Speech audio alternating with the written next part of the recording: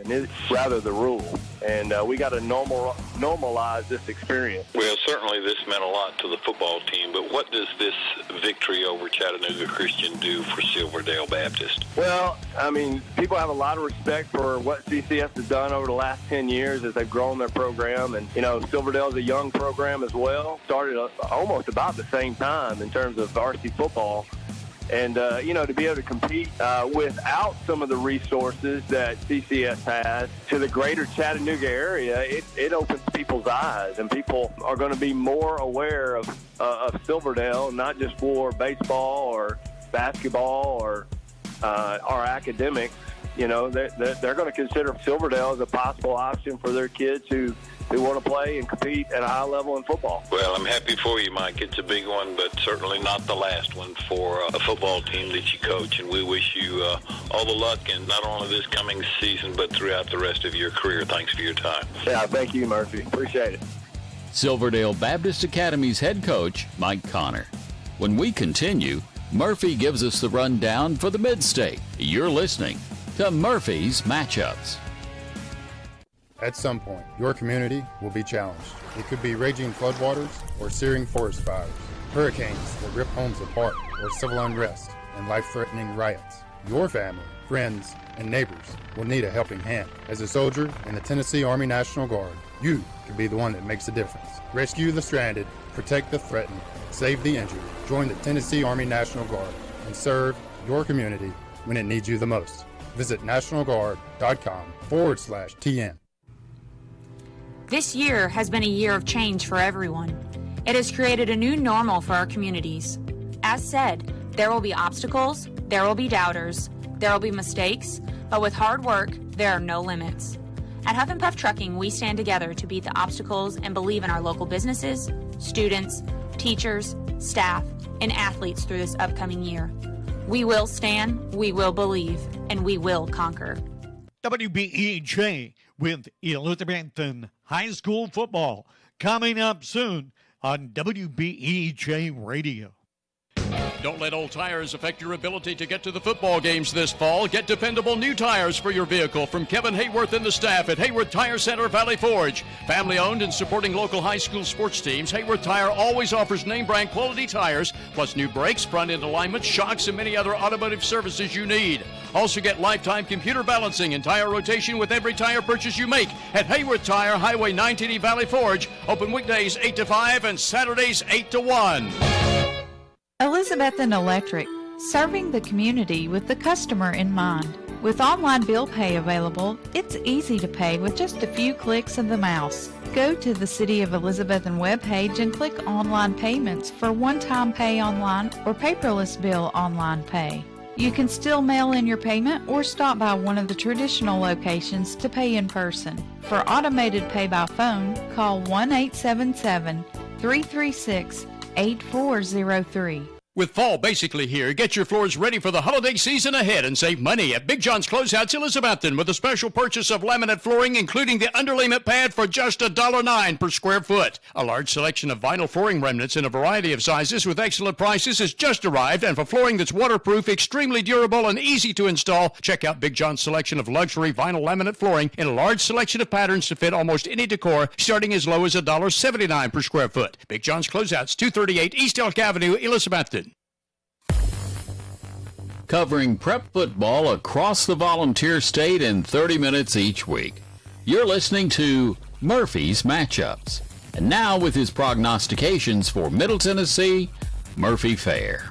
Thank you so much, Doug. We'll travel to the Mid-State now, looking at 6A action where Coffee County visits Lebanon. I have to go with the Blue Devils here. Warren County should win at Cookeville. Stewart's Creek visits Blackman. Both teams are surprisingly still looking for their first regional win. Blackman's tougher schedule, however, should have the Blaze better prepared for a win this week. I'm picking Oakland over Siegel. Riverdale should top Rockvale. Beach should bounce back into the win column with a win against Clarksville. I like Hendersonville to top Gallatin in a big rivalry game. West Creek, a likely loser at Rossview. I think Smyrna wins at Antioch. Cane Ridge should top Laverne. I'm picking Dixon County to win at McGavock, Ravenwood to win at Brentwood, and Summit to win at Centennial. Finally, in 6A, look for Independence to get a home win against Franklin. Now in 5A, Green Hills should win at Hillsboro. I like Wilson Central to get a home win against Hunters Lane. Mount Juliet visits White County in Sparta. 5A football seems to be agreeing well with Mount Juliet's Golden Bears. Look for another win for the Black and Gold this week. Columbia should top Nolensville. I think Page gets a win at Franklin County. Look for Lincoln County to win on the road at Spring Hill. I like Henry County to have no trouble against Clarksville Northwest. Springfield should win at home against Kenwood. And I'm picking Port.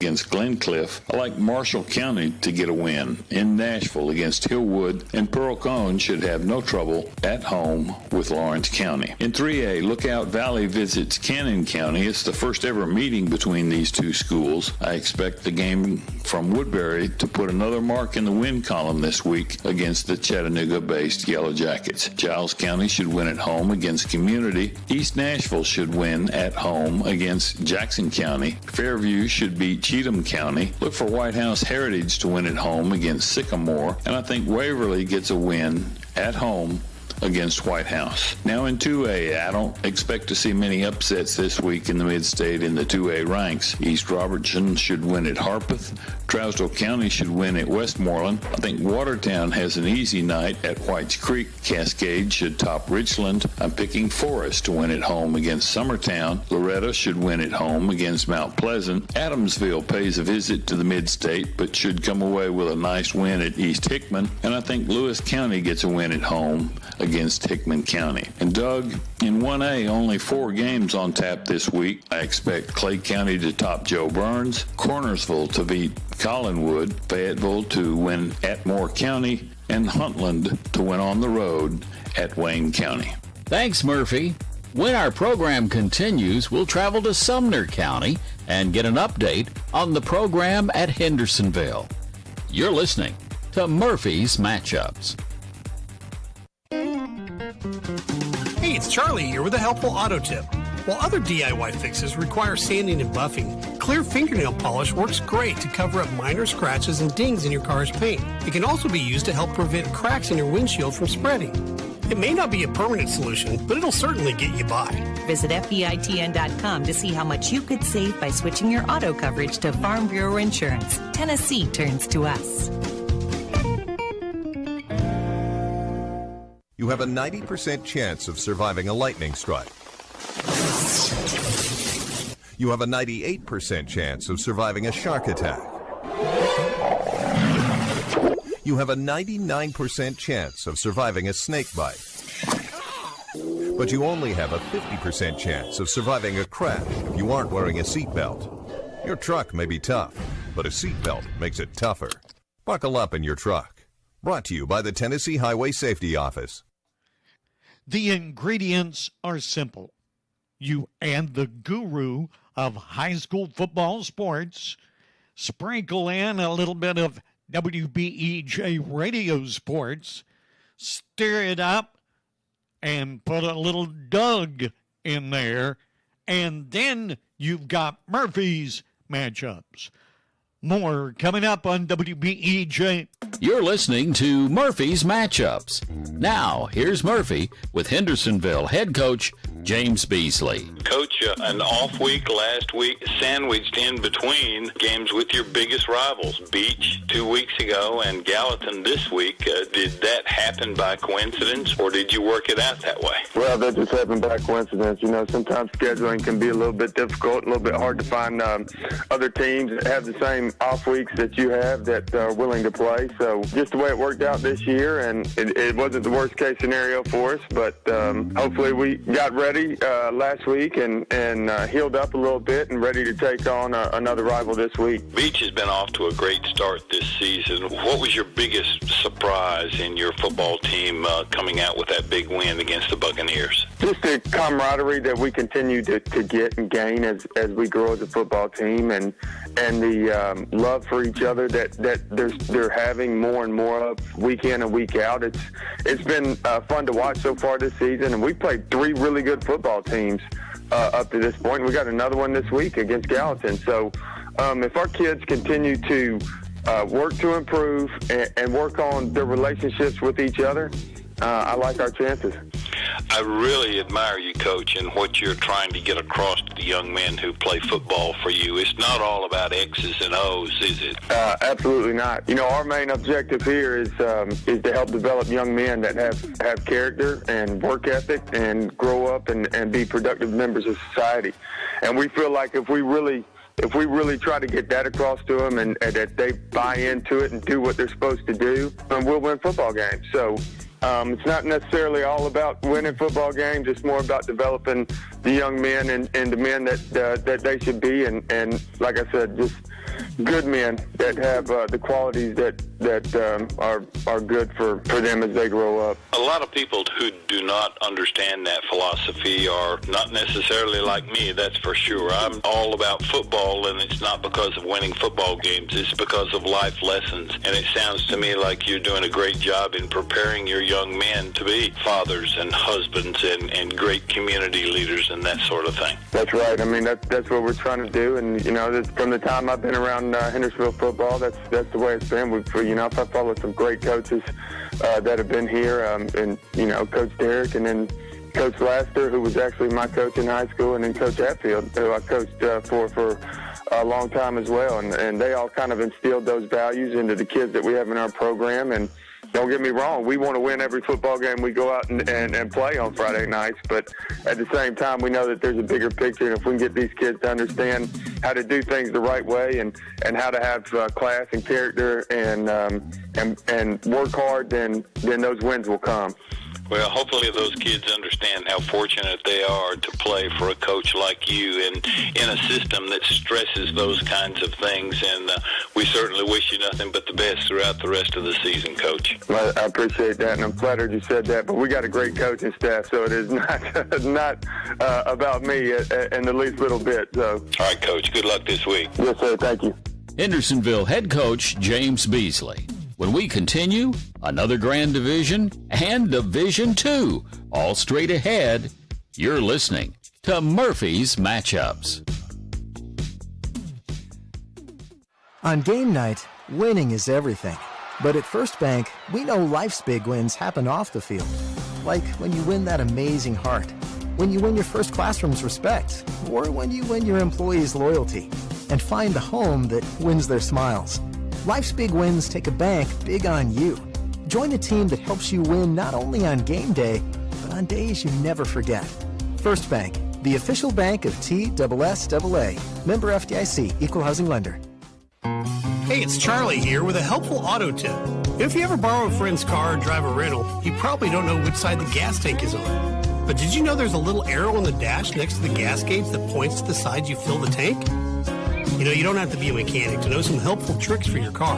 Kind of like you don't have to be a farmer to get affordable Farm Bureau insurance. Visit FBITN.com to get your free auto quote from Farm Bureau Insurance. Tennessee turns to us.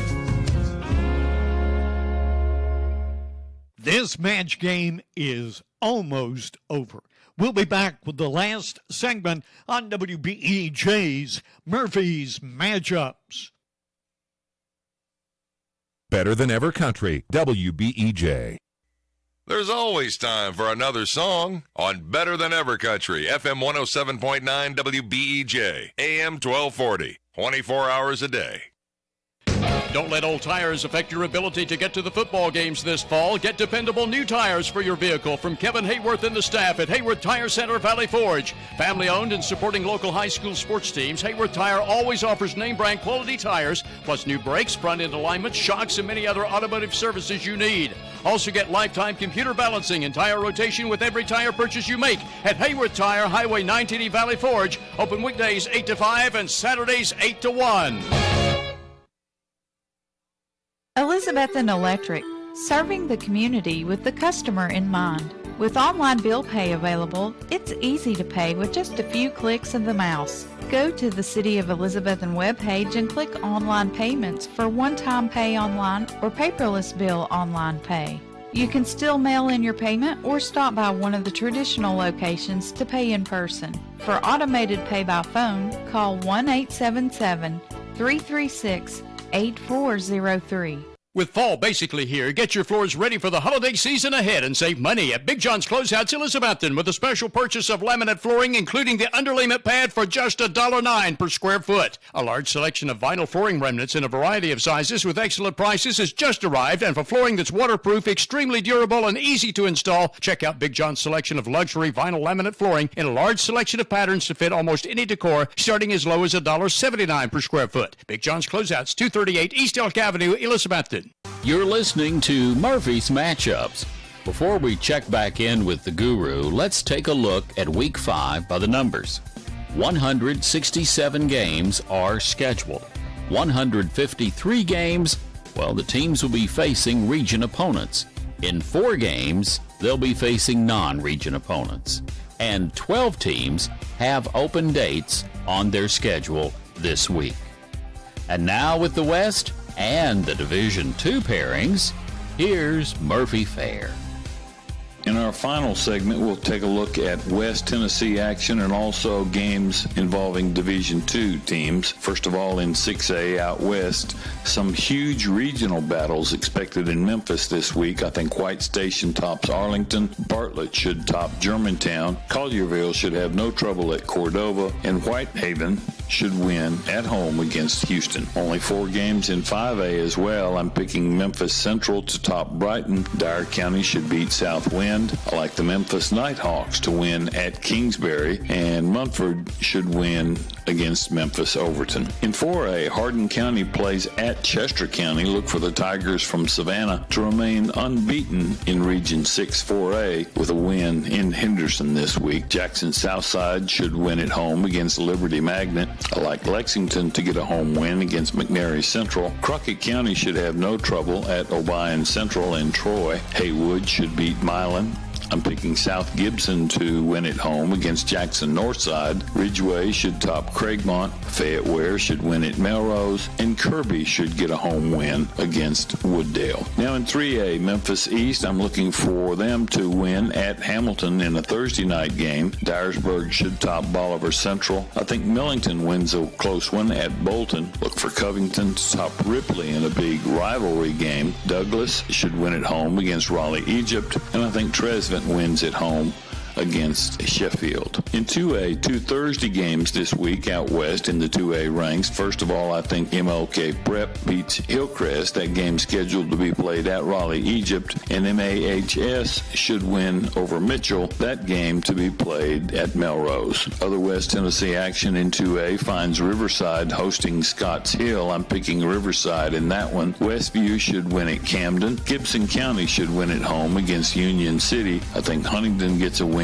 at Houston County. Fairleigh should top Kip, and I like Oakhaven to get a win at home against Manassas. In 1A, also 2 Thursday night games. MASE should beat Booker T. Washington, and Memphis Middle College should win against Westwood. Other 1A action finds McEwen traveling to Hollow Rock Brewston Central. I think McEwen gets a win there. Dresden should top Gleason. I like McKenzie to win at home against Perry County. Fulton County, Kentucky visits South Fulton. I think South Fulton gets its 2nd win of the season, both coming against teams from the Bluegrass State. Peabody should have no trouble at Greenfield. I like Lake County to top Humboldt. West Carroll should beat Halls, and I think Middleton gets a rare win, this one against Bluff City. Now in Division II action, we'll start in AAA. Pope John Paul II off to a flaming start this year. They should win at Baylor. I think NBA wins at home against Father Ryan in Nashville. Look for McCauley to top Knoxville Catholic. Brentwood Academy should bounce back into the win column and get a win against St. Benedict. I'm picking Briarcrest over Christian Brothers and MUS to stop Innsworth. Now in AA, Silverdale off to a fast start. They should win at Boyd Buchanan. I think Knoxville Webb tops CAK in Knoxville. Look for Chattanooga Christian to win on the road at Notre Dame. Davidson Academy visits BGA. There could be an upset in the making here, but I think the Wildcats hold on and win a tough battle against the visiting Bears. I'm picking CPA over Goodpasture. Lipscomb Academy should have no trouble with FRA. Lausanne should win at home against Hernando, Mississippi. I like ECS to win at Olive Branch, Mississippi. Greenville Christian, another Mississippi school, should have no trouble with North Point Christian. And I'm picking St. George's to win at home against Freedom Prep. Finally, in Division II Single A, I'm picking Kings Academy to win at Friendship Christian. Lakeway Christian should win at home against Macon Road Baptist. That's a long trip for that Memphis team. Trinity Christian should win at home against Middle Tennessee Christian. I like Clarksville Academy, who visits Nashville Christian, to probably come away with its first loss of the year. DCA should win at Columbia Academy. I like Mount Juliet Christian to win at Franklin Grace. USJ should win at home against FACS. I'm picking Tipton Rosemark to win at Fayette Academy. And Doug, I fully expect Jackson Christian to pick up a road win this week at Harding Academy in Memphis. Thanks, Murphy. Hey, it's Charlie here with a helpful auto tip. Do you ever get to the store entrance and wonder if you locked your car? Well, before you take a trip all the way back across the lot, hold the car remote under your chin and give it a try. This trick actually turns your head into an antenna and extends the key's wireless range. Hey, if time is money, this might save you a little bit of both. Visit FBITN.com to get your free auto quote from Farm Bureau Insurance. Tennessee turns to us. You have a 90% chance of surviving a lightning strike. You have a 98% chance of surviving a shark attack. You have a 99% chance of surviving a snake bite. But you only have a 50% chance of surviving a crash if you aren't wearing a seatbelt. Your truck may be tough, but a seatbelt makes it tougher. Buckle up in your truck. Brought to you by the Tennessee Highway Safety Office. Once again, you've been listening to Murphy's Matchups, where each week, Murphy Fair tells you who he thinks will win, plus visiting with top coaches across the state. Murphy's Matchups is made possible in part by Farm Bureau Insurance and your local Farm Bureau agent. Until next week, support the home team, be a good sport, and we'll see you this time next week for Murphy's Matchups. You've been listening to Murphy's Matchups on WBEJ Radio Sports. Tonight's show brought to you by Big John's Closeouts, Elizabethton Electric Department, Hayworth Tire Center. Stay tuned for the Sean Witten Show on Better Than Ever Country, WBEJ Elizabethton. To ensure Elizabethton will keep growing and thriving through the years, it all begins with a good education. The Elizabethton City School System is always thinking of how to improve your child's future. When a good education can take you as far as you want to go, you need dedicated educators and administrators to encourage, enlighten, and challenge. Support local education. The rewards are endless. A reminder from the Elizabethton City School System. Whether you need mowing or other lawn care service now or leaf removal this fall, call Steve's Lawn Care of Elizabethton, specializing in these services and more. Steve Burrow, owner of Steve's Lawn Care, provides free estimates for all jobs, is licensed and insured, and provides service throughout the entire Tri-City area for residential and commercial needs. So for the end-of-season lawn care you need, including mowing and leaf removal, call Steve's Lawn Care at your service Monday through Saturday at 895-0419. And go Cyclones! If you're age 65 or on disability, you qualify for Medicare, and there are multiple Medicare plans for many different people with different needs. So to find the Medicare plan best for you, contact your local Medicare agent, Adam Buckles. Even if you're already on Medicare, Adam Buckles may have an even better plan for your needs. Contact Adam today. His office is located easily in downtown Elizabethton at 519 East E Street in the Odom Farmers Insurance Office between Farm Supply and the library. Call 213-7655. Stop by Titan Nutrition in its new location beside Workout Anytime in the Elk Crossing Plaza, Elizabethton.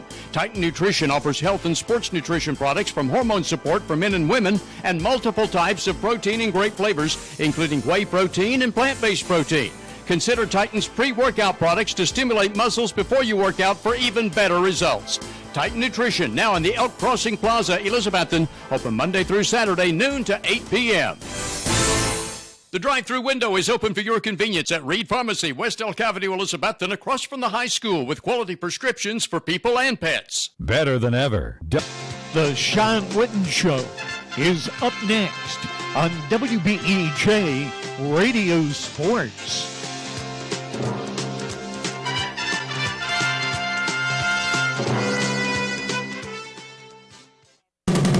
Local high school game coverage is brought to you by Citizens Bank. Citizens Bank continues to support our local community from its headquarters here in Carter County. Whether it's managing household finances, purchasing a home, or obtaining resources for your business, Citizens Bank has experts ready to provide a helping hand. Find out more about the Citizens Bank Local Advantage at one of our convenient locations or visit citizensbank24.com today. Bank your own way. Citizens Bank, equal housing lender, member FDIC.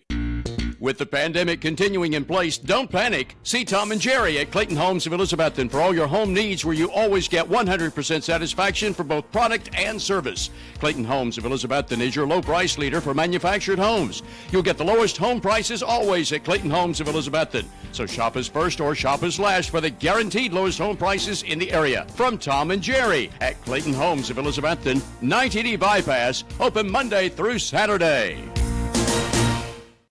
Make Dino's Restaurant, downtown Elizabethton, your regular eating place for football Friday nights. In addition to your favorite hot lasagna, spaghetti, and other Italian foods, plus hot American foods like hamburger steak with onions and gravy, you'll enjoy marinated ribeye steaks at Dino's any day for lunch or dinner. And football Fridays after 4 o'clock at Dino's also offers 10-ounce prime rib with a salad inside. Get in the game. Eat every Friday night at Dino's, downtown Elizabethton. Open 11 a.m. Monday through Saturday. Also accepting carry-out orders.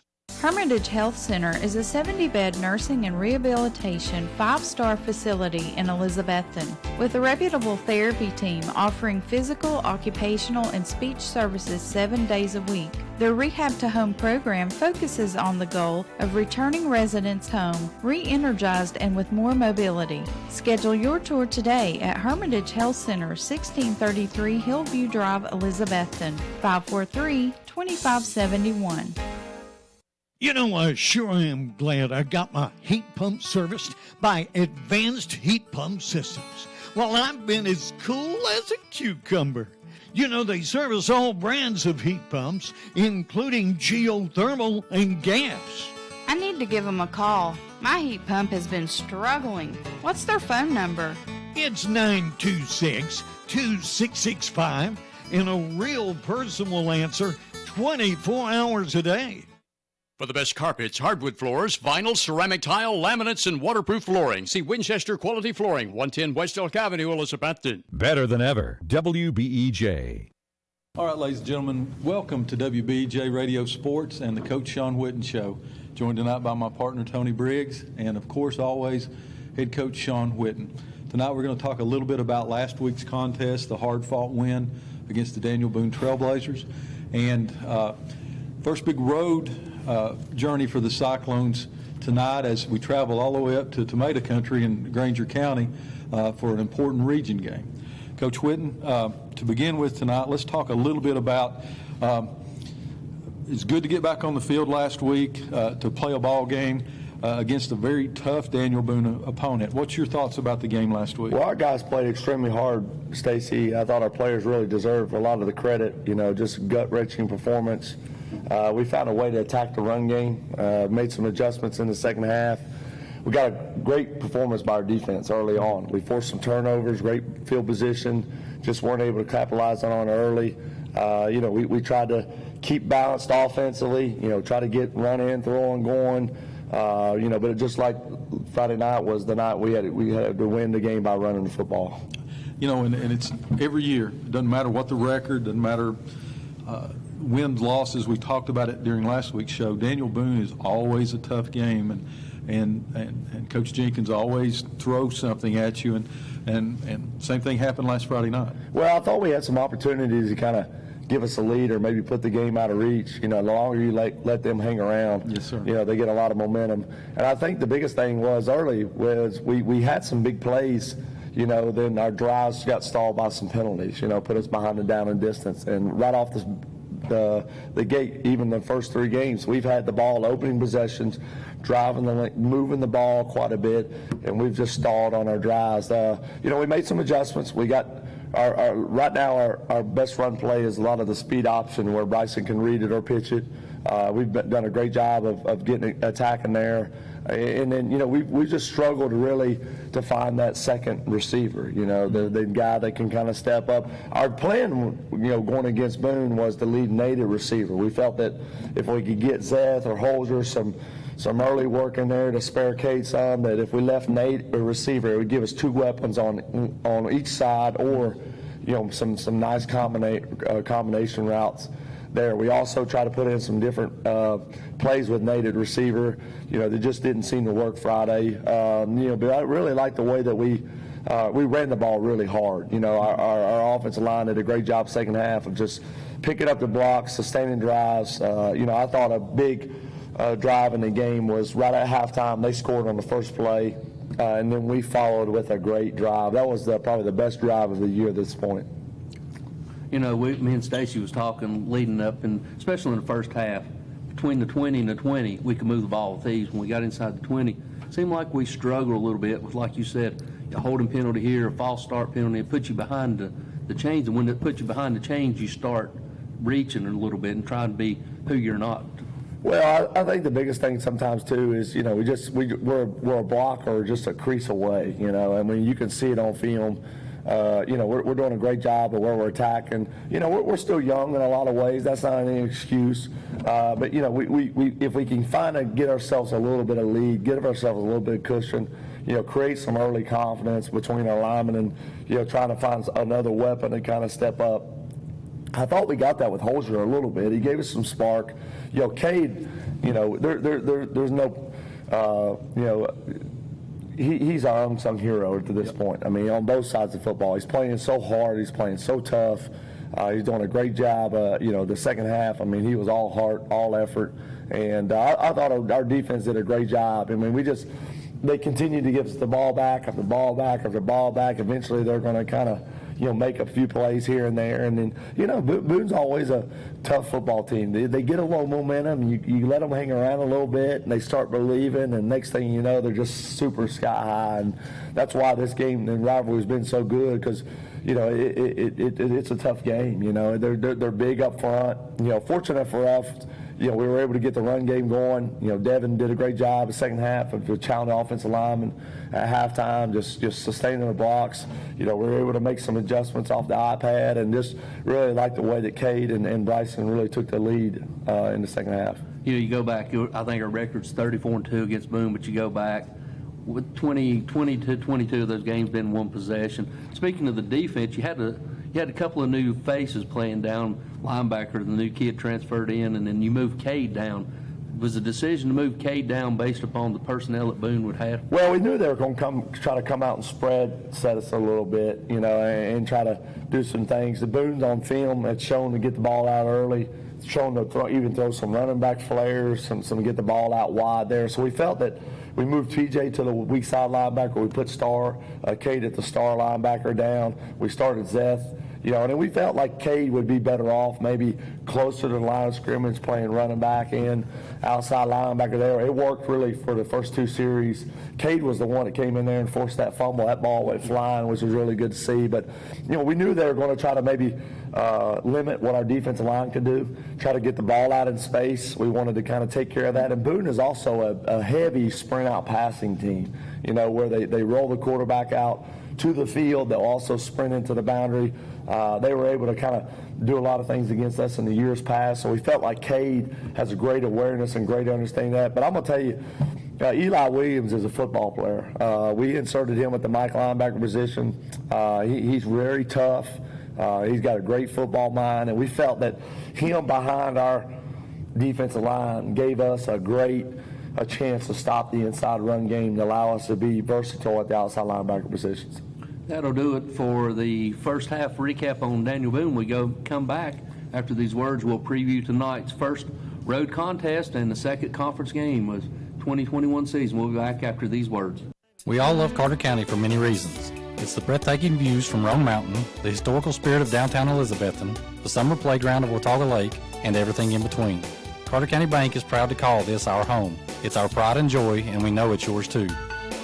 We would like to take this opportunity to say thank you for your business and support. Since 1939, it's been our mission to put customers first and offer services that help make your life easier. We are Carter County's bank, and this is home. Carter County Bank, a division of Bank of Tennessee, member FDIC. Do more of what you love. Expect more from your education. Achieve more of your goals. At Northeast State, we offer more than 135 programs of study, small class sizes, and we have a 90% job placement rate.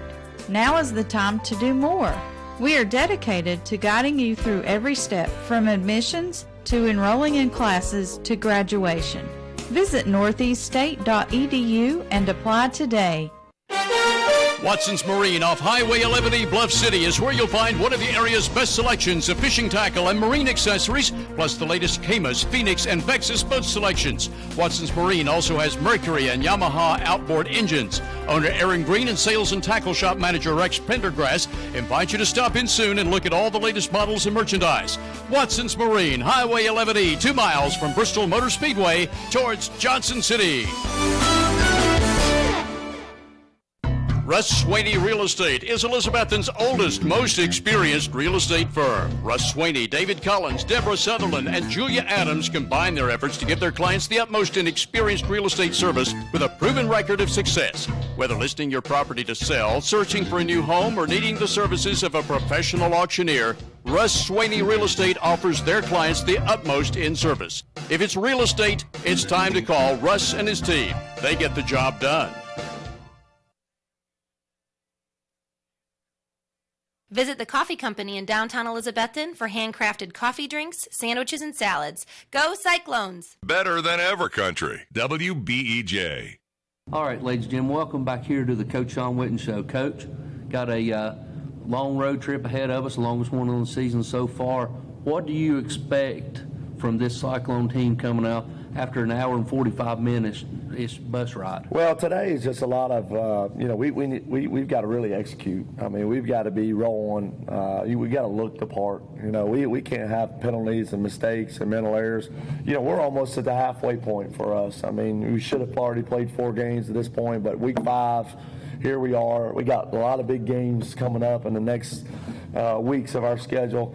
And so, seriously, we've had to really take a look at ourselves and get better. And then if we're not getting better in small areas and we're not making those promises to each other, then it's going to come back and bite us in the next couple weeks. So today is really about, it's a business trip, to come out and play, to look the part, to feel like we've made some improvements, that we have something we can work off going in the next week. We've got to find multiple receivers that can catch the ball. We've got to find multiple players in the secondary that can step up and make some plays. We got to continue to be more aggressive. I thought we were really a lot more aggressive last Friday against Boone. We were flying around, we were making plays, more game tackles, more interactive. We were more penetration by the defensive line, the defensive ends, and Caleb Johnson and Brad were, we had tackles for loss, we had sacks, we had forced fumbles. We just looked better all the way around, so we need that tonight.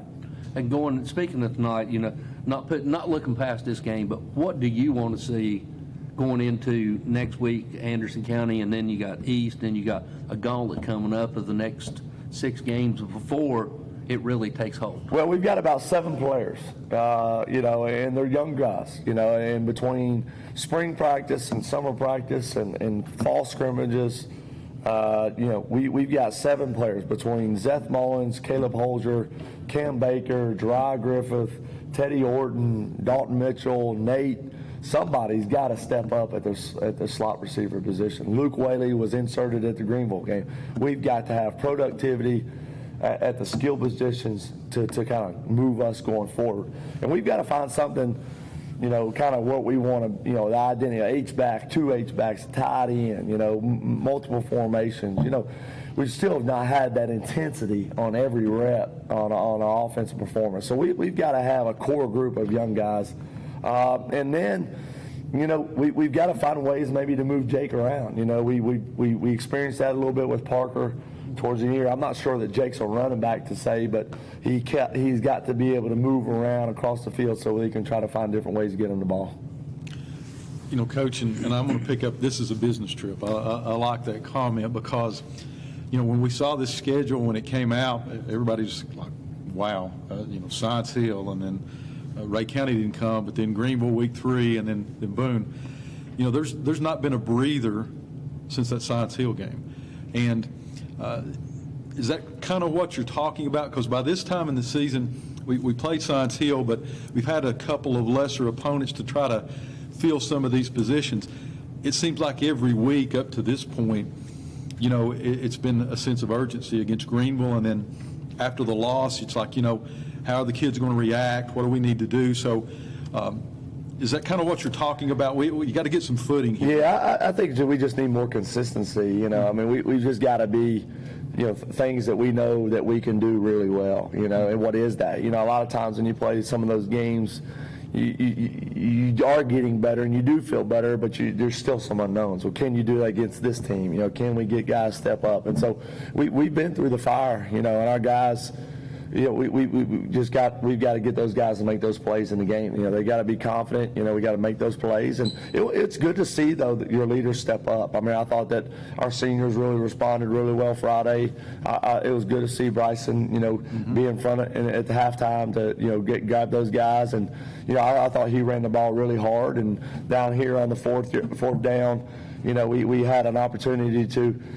We went for it, and he made a guy miss a tackle, and he ended up running for the end zone. And so you watch it on film, and we're so close, we really are. But just the confidence we have in our teammates, the confidence that we can distribute the ball at times.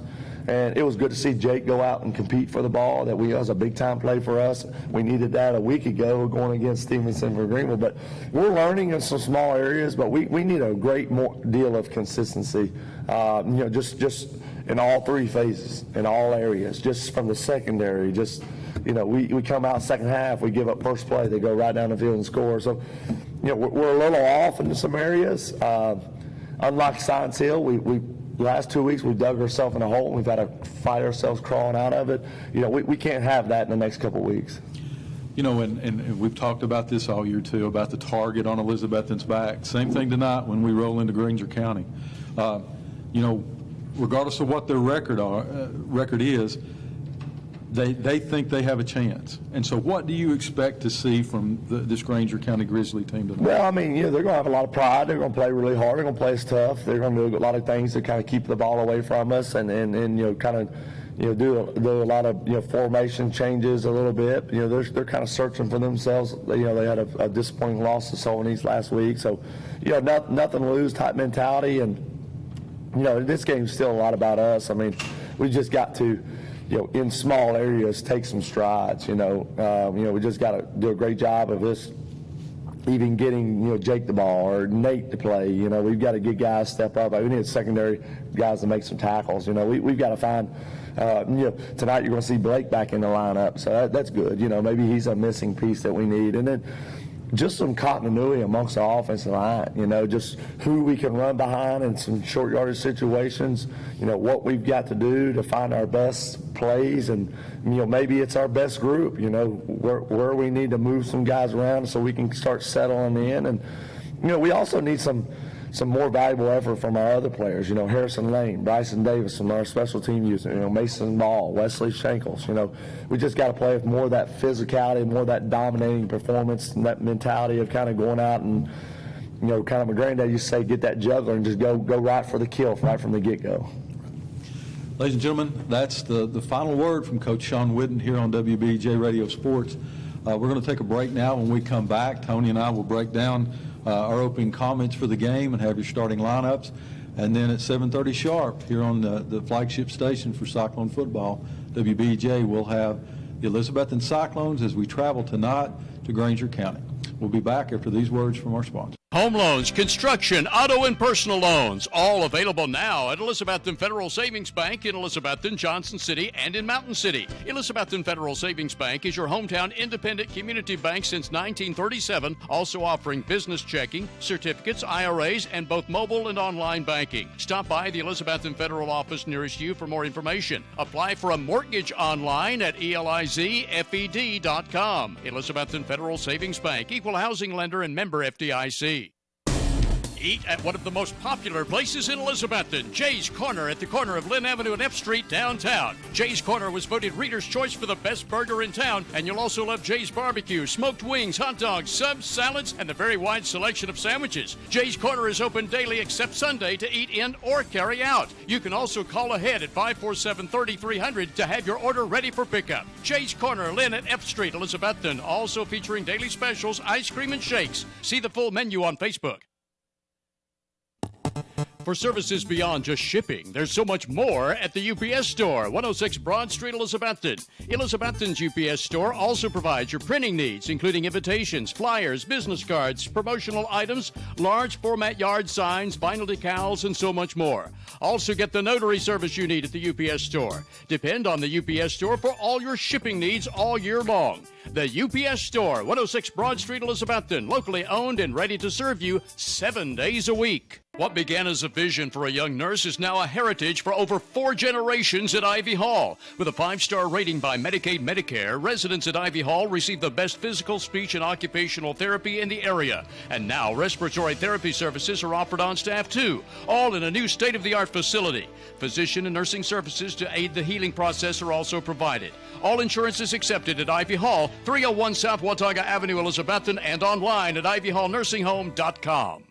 Valley Forge Wholesale is open to the public. Shop for all your essential needs, including masks. Open 10 to 5 at 412 Cherokee Drive behind Tractor Supply. WBEJ. It's game time with Stacy Street and play-by-play from Tony Briggs. All right, ladies and gentlemen, welcome here to Week 5 of the CSSAA 2021 football season. I'm joined by my tag team partner, Stacy Street. Stacy, we're down here in Granger County. Beautiful drive down as we're going into our second conference game as we're coming in facing the Granger County Grizzlies. Yep, Connie, probably one of the longest road trips we'll make this year, about an hour and 45 minutes from Elizabethton. But said it the last time we came down here, it's probably the prettiest drive we have as you kind of weave through Cherokee Lake on your way down here to the stadium. Important game for the Cyclones tonight. Thinking this week when you lose one in your region, lose one in your conference, every game's important. It is. It's a constant uphill battle. You're trying to claw your way back in, but in order for you to regain the top spot, then the team that beat you, this Greenville, they got to lose too. Right. So, right. It's no look promising, but stranger things have happened. And before we go any further, this week's been a hard week for the citizens of the Tri-City area. Lost Kim Cable last Sunday, right. And then the death of the 16-year-old Micah Montgomery from Tennessee High, the football player, last Saturday. Hearts and prayers and thoughts go out to both families that are dealing with that difficult loss. Yeah, and they're going to honor both of them tonight, and they're going to honor Tim Cable there at Crockett tonight as they call the games for them. And we've talked about it as we were wishing him well these last few weeks about being a former voice of the Cyclones here right on WBEJ before John Hostclaw even, and just a big loss for not only Carter County and Elizabethton, but also all of the Tri-Cities. And then the young man tragically passing away in a drowning accident. That's just really affects the team and the school and the community, and it just our hearts go out to all of them tonight. Yeah, just had to get those out of the way before we get into living life back to some type of normality. Our thoughts and prayers are with them. So we're coming into tonight's contest. Last year, this is the fifth meeting between the Cyclones and the Grizzlies. We were 4-0 against them last year. We defeated them at home by a final score of 63-16. And over these 4 games, we've scored 205 points, and they've scored 22. But this is a little bit different Grizzly-style offense. It is. The first year we ever came down here to play them, I never will forget it. There was a lot of excitement here. There's some talk about them having a really good team, and the Cyclones just came in here and just really, really took care of business. And they were running a wing tee type, one of those motion-type offenses they had, and they've gone away from that. So it's different than what we've seen from them, and you hope for that kind of performance tonight for the Cyclones, just like we've seen the last 4 trips. Yeah, Granger comes in on the conference going 0-2 so far. They've lost to Greenville the week 2, and then they lost to Sullivan East, and they're coming in with wins from Cumberland Gap and also Chucky Doe. Yep, and that bodes well for the Cyclones, but hope everyone tunes in tonight to listen to the Coach Sean Whitten show that precedes our coming on here. Starts at 6:30 here on WBEJ Radio Sports on 107.9 FM, 1240 AM.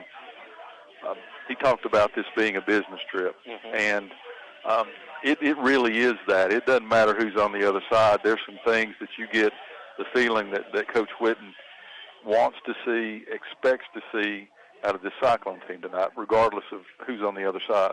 If you look at the last 3 games we've played, Science Hill game, we had so much emotion. It's like we were just totally drained. We come out and we on the victory ends. In the Greenville game, it seemed like the emotion wasn't there. And it also, I mentioned to you last week, the Boone game, it seemed like the intensity wasn't there. And I know as a coaching staff and as a head coach, that drives that intense head coach is what he is. It drives him crazy when the intensity is not there. How do you get is that something that you as a coaching staff or you as a team can make it intense, or is it just something that just burns inside?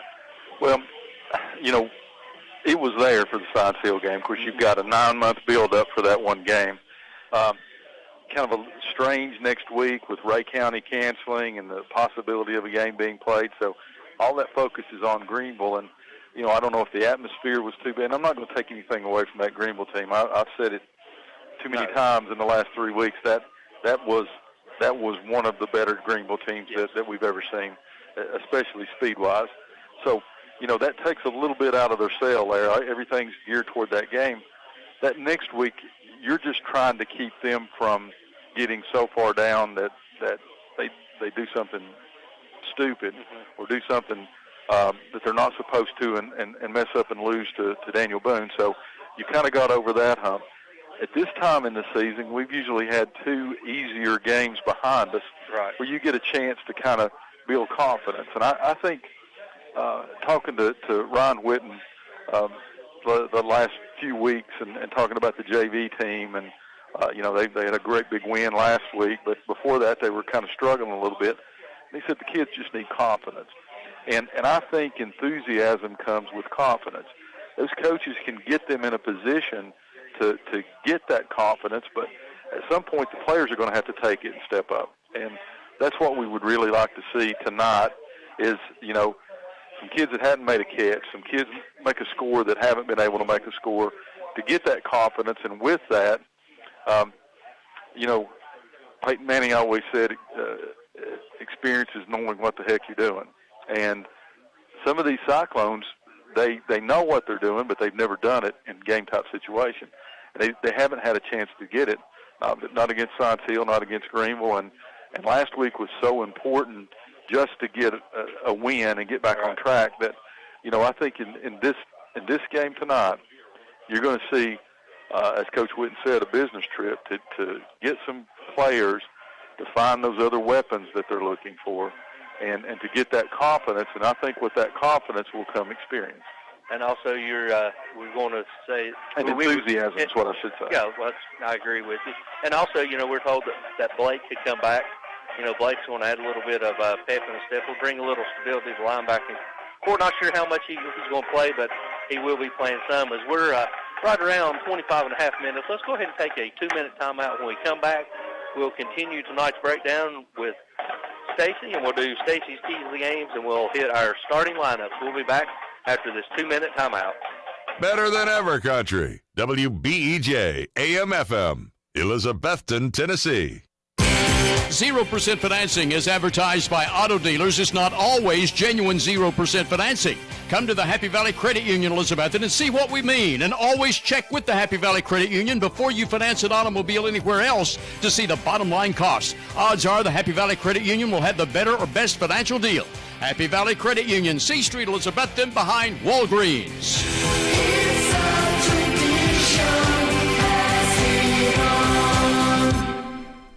To phone in your next order to the Ridgewood, be sure you dial 538-75.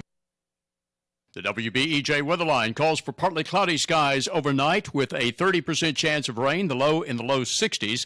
Saturday should be partly sunny, but with a 50% chance of mostly afternoon rain, the high in the mid-80s. Saturday night, mostly cloudy with the low in the mid-60s. WBEJ's coverage of Elizabethton at Granger High School football starts at 6 o'clock with Murphy's matchups, followed by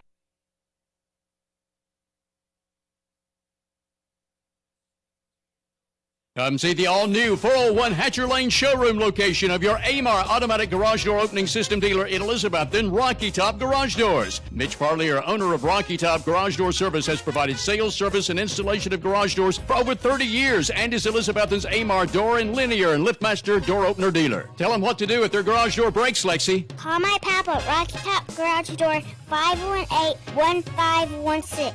Learn more about Rocky Top Garage Doors online at rockytopgaragedoor.com.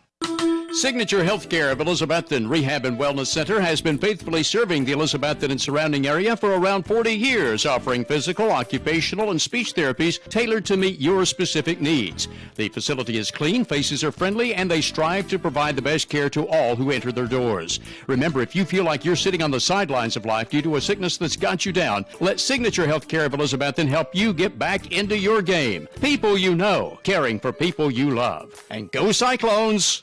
Northeast Community Credit Union is the place for loans. Northeast Community Credit Union, proud Cyclones supporter for nearly 70 years. Better than ever country. WBEJ. All right, ladies and gentlemen, welcome back here to Granger County High School, where we're about 22, almost 23 minutes left till we tee it up and kick it off for our contest with your Elizabethton Cyclones playing at Granger County Grizzlies. Stacey, as we were talking earlier before we went off air about how important this road trip was to the Cyclones, how it was being approached like a business trip. You know, as I spoke, we got Blake coming back. You're going to have a little bit some jockeying around, for lack of a better term. You're going to see a couple of new faces in at some couple of new positions, just trying to, one, create depth, and two, create competition. Right. Yeah, talking about Blake Stewart, the senior coming back, just a lot of experience at linebacker there that the Cyclones have missed, and you want him in the middle if you can do it. Mm-hmm. You want him in the middle to do that, and you know the Cyclones have changed up a little bit last week. Saw some kids make some plays, and that's one of those positions where Deuce Morton in the past we've kind of taken it for granted, and we've seen how important that is. You expect the Grizzlies to do some running tonight, so he'll get a chance to test that knee out a little bit, get back in reading that, and as you said, hopefully tonight you're going to see a lot of players that we haven't called their names before to get a chance to play, to show what they can do, but also some players that we do talk about, but in a different position as Coach Whitten tries to find that combination to to kind of get back where he feels more comfortable. It seems like it's just a lot of unease with the program, a lot of unease with Coach Whitten right now because he expects such a high level of play. And while they played hard and good, Science Hill was that's always an aberration with that first game. You've got so long to prepare. He wants to see it build each week, and I think that's really what he's looking for tonight. Yeah, and by saying, just add on to what you were saying, by an unease, it's not a negative statement. No. And it's just that it's more of the unknown. Right. Because you got so much, it's like, one time we made mention, Coach Whitten made mention, you look out there at Science Hill one time, you got a sophomore running back, 2 sophomore receivers, and a freshman slot. Yeah, and we make a big deal about 31-0, 2 state champions coming in, ranked number 4 in the nation. I think Coach Whitten's making a concerted effort now for this team to understand, and in return, the Cyclone fans, this is a completely different team. Right. And you don't automatically get that gold ball. You don't automatically get a win just because you're the Cyclones. What you get is every single team on the schedule, you get their very best. And you look for them to use a bear analogy, since we're here in Grizzly country, you're looking for that big kill. And that's what they think that they can do. And I think he knows that. He knows that if other teams smell fear or weakness or a little uncertainty, they're going to pounce on it. And we saw Greenville exploit that. We saw last week we saw them let Daniel Boone hang around, and that's always a dangerous thing. So you want to see a little bit of a killer instinct, and I think he's going to really try really hard to do that tonight. I think you're right. I think hopefully you'll see a more intense and a more polished and a more aggressive Cyclone football team as we're fixing to find out here in about 19 and a half minutes. Let's go ahead and do our weekly picks. By the way, you got me last week. I pretty much stunk it up. I went 5-5. You was 8-2. Okay. So you're pulling away. You're ahead of me for the season so far. So just thought I'd give you a little ray of hope. That's a ray. That's about all it is. So. All right, we'll go ahead and start. We'll go ahead and start with in Carter County as Unaka travels down on the road down to Jellicoe. I'm going to go with Unaka there. That's a very important game in their region, their conference, and if there's any region around here that has less teams than 4A, it's 1A. Yes. So every single game there is important, and Rangers had a good showing last week, and I expect them to do the same thing tonight. I'll have to agree with you on that. I'll go with the Rangers, and then another battle in Carter County as Hampton travels down the road to take on Happy Valley. This is usually one of those battles in Carter County. We've actually covered it before up in Hampton as we've seen them play. I just think Hampton has too much. They completely dismantled Falvin last week, and I think they'll do the same to a Happy Valley team that's a little bit down this year. Yeah, Hampton was very impressive on their win, and they're up in the polls this week. So until somebody knocks them off, I'll probably be going with the Bulldogs. Then Johnson County goes on the road down to West Green. Who did you pick? I picked West Green. I'm going to go with Johnson County. Okay. Just because they're in my voting district. I'm going to go with the Longhorns. They need kind of a signature win, and it would be that to get one against West Green. All right. Then the new school, Westridge, travels over to J. Fred to take on DB. Man, they've had this one circled forever. They have. I saw an article in the paper about Joey Christian, the coach of DB, talking about normally their 6A opponents. They don't know who they are. They've never seen them, but now with Central and North and South combining, these are their neighbors and their friends and their former classmates. Westridge wants this game probably more than any. I just don't think it's going to be this year. I'm going to go with Dobbins Bennett. I think I'm not sure if they're the caliber of Dobbins Bennett teams in the past, but I think they've got enough. I think Westridge is going to need a year or two to kind of gel everyone. I'm going opposite. I think Westridge will come out, and I think if Westridge goes back to Robbie Norris style as he did in Sullivan North and ground and pound, I don't know if DB's young line could hold up. So I'm going with Westridge. William Blunt travels to Science Hill. I tell you what, talking out here before to some guys up here in the booth, if Stacy Carter loses this game, he may be looking for a job, even if his wife is on the school board. I mean, this is that important for Science Hill. So they got completely spanked last week by Powell. Yeah. I think Science Hill is going to win this ball game, and I think they're going to try to make a statement. I agree with you on that. And I read where Fritz said that that was the best player-for-player team that's ever set foot in Science Hill was Powell last week. Yep. And he made that statement. Yeah, and it's not just the big kid that's the number one prospect in the nation. He wasn't even a factor. No, he was talking about the offense, quarterback and receivers. East is on the road to Seymour. I'm going to go with East in this game. Oh, I'm going Seymour. We're opposite on that one. It should be a good ball game. And then Tennessee High travels down the road to take on Crockett. We talked a little bit about losing Tim Cable there, who called a lot of the games for Crockett on a companion station here in Washington County. But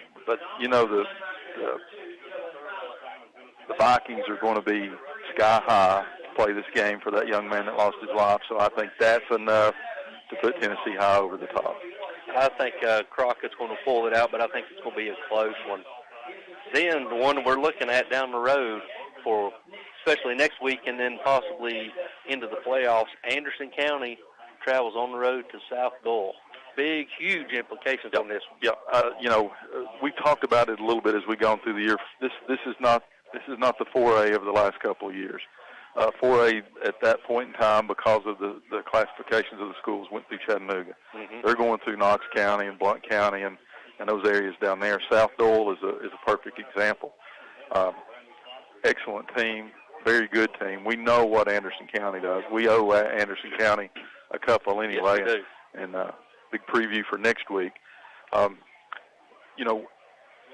look for Anderson County to pull this one out. Ooh. You're going with South Dole? I'm going with South Dole. Well, you're either going to catch me or I'm going to put this thing out of reach. That's true. That's the way we like it. Total separation. But no, I just think South Dole, with playing in 5A for the last 6 years, it's going to pay off. And they've got a stud horse of a running back. They said that is probably just as good, if not better, than Mason Gudger as far as looking in the lower half and the way he runs and the tackle volleys. So it should be a great contest. And and there's a very real possibility Cyclones make the playoffs. They see one of these teams early. Oh, yeah, but if we're lucky to win out and win round one, it'll be round two. We will play. Right. Yeah. We'll play the number one team in that district, so that's why this has got huge implications. Then we got, I know the answer to this, but Volunteer travels down to Greenville. Thank you. Greenville will put on a show. All right, and then tonight's game, Elizabethton looks to get back in the winners column in region play. Mm-hmm.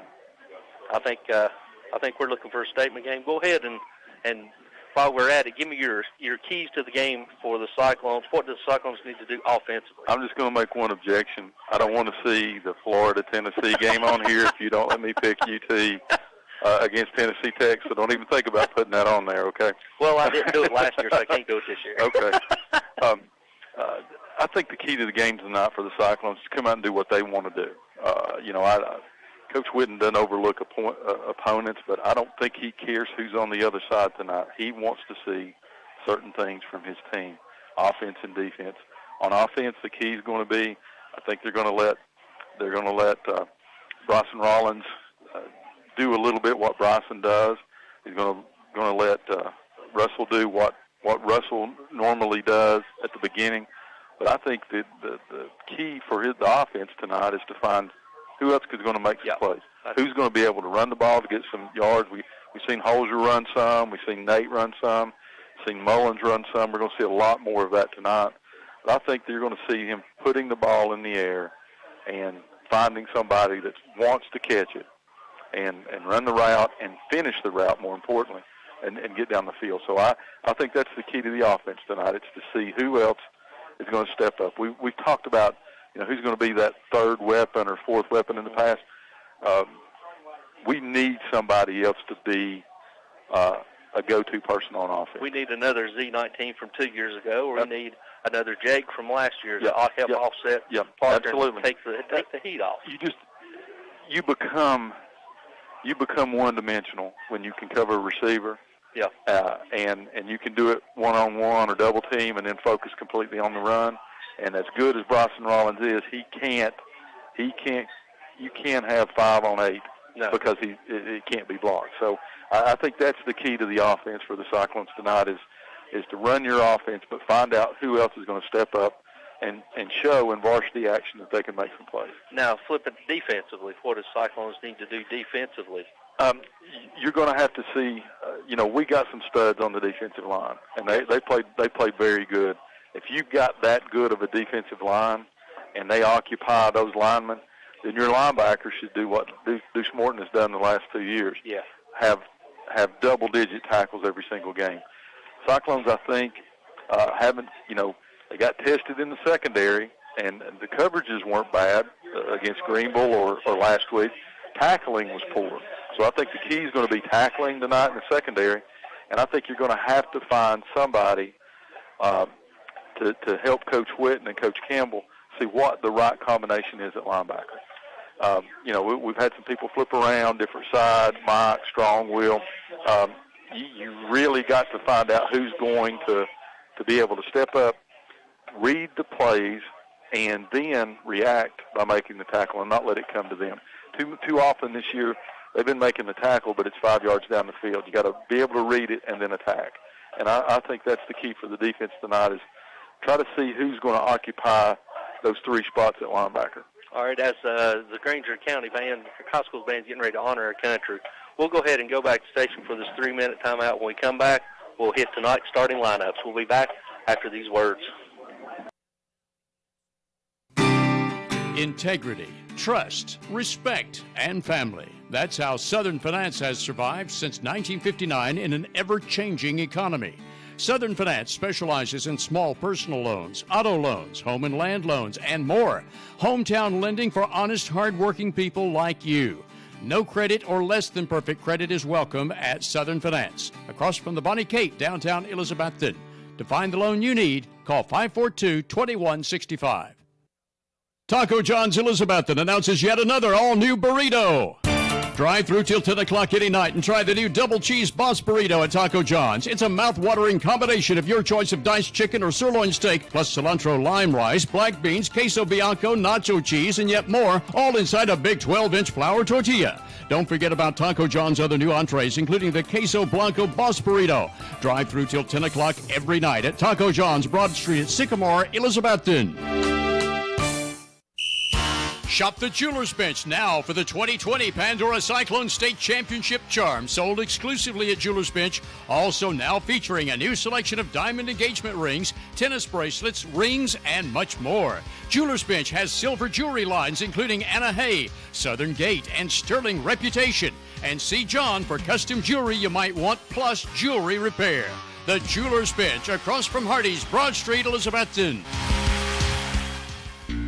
With the pandemic continuing in place, don't panic. See Tom and Jerry at Clayton Homes of Elizabethton for all your home needs, where you always get 100% satisfaction for both product and service. Clayton Homes of Elizabethton is your low price leader for manufactured homes. You'll get the lowest home prices always at Clayton Homes of Elizabethton. So shop us first or shop us last for the guaranteed lowest home prices in the area. From Tom and Jerry at Clayton Homes of Elizabethton, 90D Bypass, open Monday through Saturday. Simply Elegant Catering and Bakery, 528 Elk Avenue, downtown Elizabethton, is currently accommodating all your catering needs, including baked items by special order. Better than ever, WBEJ. All right, ladies and gentlemen, welcome back. After honoring our country from the Granger County High School Marching Band, we'll go ahead and do tonight's starting lineups, and I'll go ahead and start with the homestanding Granger County Grizzlies, and they come out in a 3-4, so we'll go ahead and start with their defensive line. Starting at one defensive tackle, number 38, Daniel Bull. He's a junior. And then number 61 is Fernando Santos. He is a senior. And then also number 63, Alejandro Ramirez. Cyclones counter with a 4-man defensive line. We start with the left defensive end, Caleb Johnson, number 44, 6'1", 225 senior. Right defensive end, number 80, junior Brad Cannon, 6'5", 225. Two tackles in the middle. The right tackle, 67, the senior Grayson Hatfield, 6'2", 255. And the left tackle, number 74, the leader of this bunch, Trenton Taylor, at 6'5", 275. And then your four linebackers for Granger County, you've got number 40, Tucker Gillette. He is a junior. You got number 2, Dylan Fowler. He's also a junior. We got number 14, Sam Andrews, senior, and also senior number 34, Blake Moore. And for the Cyclones in the middle, you have number 16, Eli Williams. The junior gets to start tonight, 6 foot, 205 pounds. At the wheel or weak side linebacker, you have number 82, the sophomore Mason Ball, big 6'4", 230 pounds. And at the star, the strong side linebacker, you got number 14, TJ Little, senior, 6 foot, 150 pounds. And then your defensive backs for Granger County, you have at one corner, number 4, Ty Overbay, senior. At the other corner, you got junior, number 21, Jacob Hill. And then your two safeties are number 3, senior Landon Pearson, and also number 7, Cannon Long, the senior. Cyclones counter at the corners, number 21, Nate Stevens, junior, 5'9", 160. At the other corner, the senior, 17, Jake Roberts, 6 foot, 175. And at your safeties, 2 juniors, number 18, Dalton Mitchell, 6 foot, 175 pounds. And at the other safety, the junior, Cade Russell, number 5, 5'10", 180 pounds. All right, those are your starting lineups. So we got about 5 minutes till we tee it up and kick it off. So let's go ahead and go back for our final pregame commercial break. When we come back, we'll have the opening kickoff and the coin flip. We'll be back after this 3-minute timeout. Local high school game coverage is brought to you by Citizens Bank. Citizens Bank continues to support our local community from its headquarters here in Carter County. Whether it's managing household finances, purchasing a home, or obtaining resources for your business, Citizens Bank has experts ready to provide a helping hand. Find out more about the Citizens Bank Local Advantage at one of our convenient locations or visit citizensbank24.com today. Bank your own way. Citizens Bank, equal housing lender, member FDIC. Make Dino's Restaurant, downtown Elizabethton, your regular eating place for football Friday nights. In addition to your favorite hot lasagna, spaghetti, and other Italian foods, plus hot American foods like hamburger steak with onions and gravy, you'll enjoy marinated ribeye steaks at Dino's any day for lunch or dinner. And football Fridays after 4 o'clock at Dino's also offers 10-ounce prime rib with a salad inside. Get in the game. Eat every Friday night at Dino's, downtown Elizabethton. Open 11 a.m. Monday through Saturday. Also accepting carry-out orders. Hermitage Health Center is a 70-bed nursing and rehabilitation 5-star facility in Elizabethton with a reputable therapy team offering physical, occupational, and speech services 7 days a week. Their Rehab to Home program focuses on the goal of returning residents home, re-energized and with more mobility. Schedule your tour today at Hermitage Health Center, 1633 Hillview Drive, Elizabethton, 543-2571. You know, I sure am glad I got my heat pump serviced by Advanced Heat Pump Systems. Well, I've been as cool as a cucumber. You know, they service all brands of heat pumps, including geothermal and gas. I need to give them a call. My heat pump has been struggling. What's their phone number? It's 926-2665, and a real person will answer 24 hours a day. Do more of what you love. Expect more from your education. Achieve more of your goals. At Northeast State, we offer more than 135 programs of study, small class sizes, and we have a 90% job placement rate. Now is the time to do more. We are dedicated to guiding you through every step, from admissions to enrolling in classes to graduation. Visit northeaststate.edu and apply today. We all love Carter County for many reasons. It's the breathtaking views from Roan Mountain, the historical spirit of downtown Elizabethton, the summer playground of Watauga Lake, and everything in between. Carter County Bank is proud to call this our home. It's our pride and joy, and we know it's yours too. We would like to take this opportunity to say thank you for your business and support. Since 1939, it's been our mission to put customers first and offer services that help make your life easier. We are Carter County's bank, and this is home. Carter County Bank, a division of Bank of Tennessee, member FDIC. Watson's Marine off Highway 11E Bluff City is where you'll find one of the area's best selections of fishing tackle and marine accessories, plus the latest Camas, Phoenix, and Vexus boat selections. Watson's Marine also has Mercury and Yamaha outboard engines. Owner Aaron Green and sales and tackle shop manager Rex Pendergrass invite you to stop in soon and look at all the latest models and merchandise. Watson's Marine, Highway 11E, 2 miles from Bristol Motor Speedway towards Johnson City. Russ Swaney Real Estate is Elizabethton's oldest, most experienced real estate firm. Russ Swaney, David Collins, Deborah Sutherland, and Julia Adams combine their efforts to give their clients the utmost in experienced real estate service with a proven record of success. Whether listing your property to sell, searching for a new home, or needing the services of a professional auctioneer, Russ Swaney Real Estate offers their clients the utmost in service. If it's real estate, it's time to call Russ and his team. They get the job done. The drive-through window is open for your convenience at Reed Pharmacy, West Elk Avenue, Elizabethton, across from the high school, with quality prescriptions for people and pets. Better than ever. WBEJ. All right, ladies and gentlemen, welcome back to Granger County High Schools. We just had the coin flip, and Granger has won and has elected to receive. You'll be listening to us. They'll be going from left to right at home as Cyclones are in their white jerseys with black numbers with black and white striped pants, and Granger Grizzlies are in a blue jersey with a dark gray pants and white numbers. Tony, while we got just a second, as they have the last-minute instructions here for kickoff, we'll give a few shout-outs here real quick. As always, I got Terry Kitchens listening down in upstate South Carolina tonight, rooting on those Cyclones. We've got Ronnie and Marlene Taylor listening. Got a text from them already.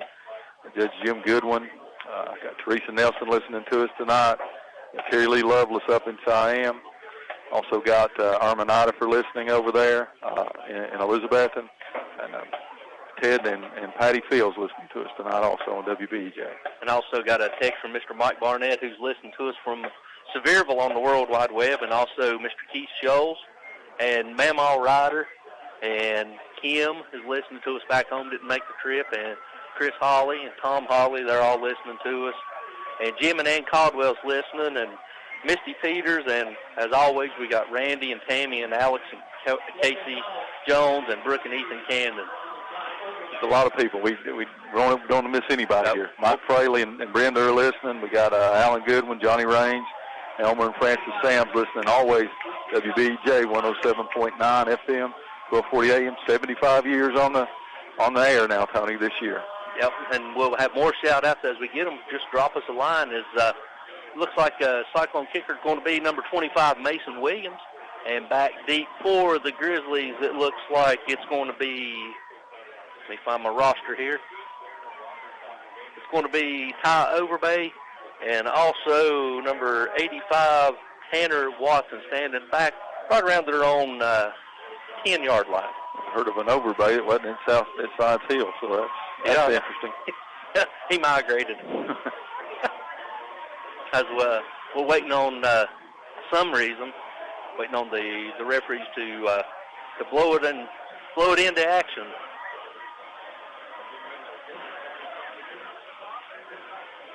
As he does, Mason's going to tee the ball up, and it's going to be teed to the far hash or closer to the Cyclones sideline. As Williams did a good job with kickoffs last week. Got him a little deeper here. Let's see what he tries to do here. Looks like he's going to try to pin him in the corner. And it's a high spinning pooch kick that's going to be fielded by Overbay about the 15. He's across the 20, back to the middle. He's across the 22, and he's going backwards to the 20, and he's going to be tackled by Wesley Shankles inside the 23, about the 24. Good job on special teams by Shankles. Saw him, had a chance, took him down, so the Grizzlies are going to have it 1st and 10. Just short of the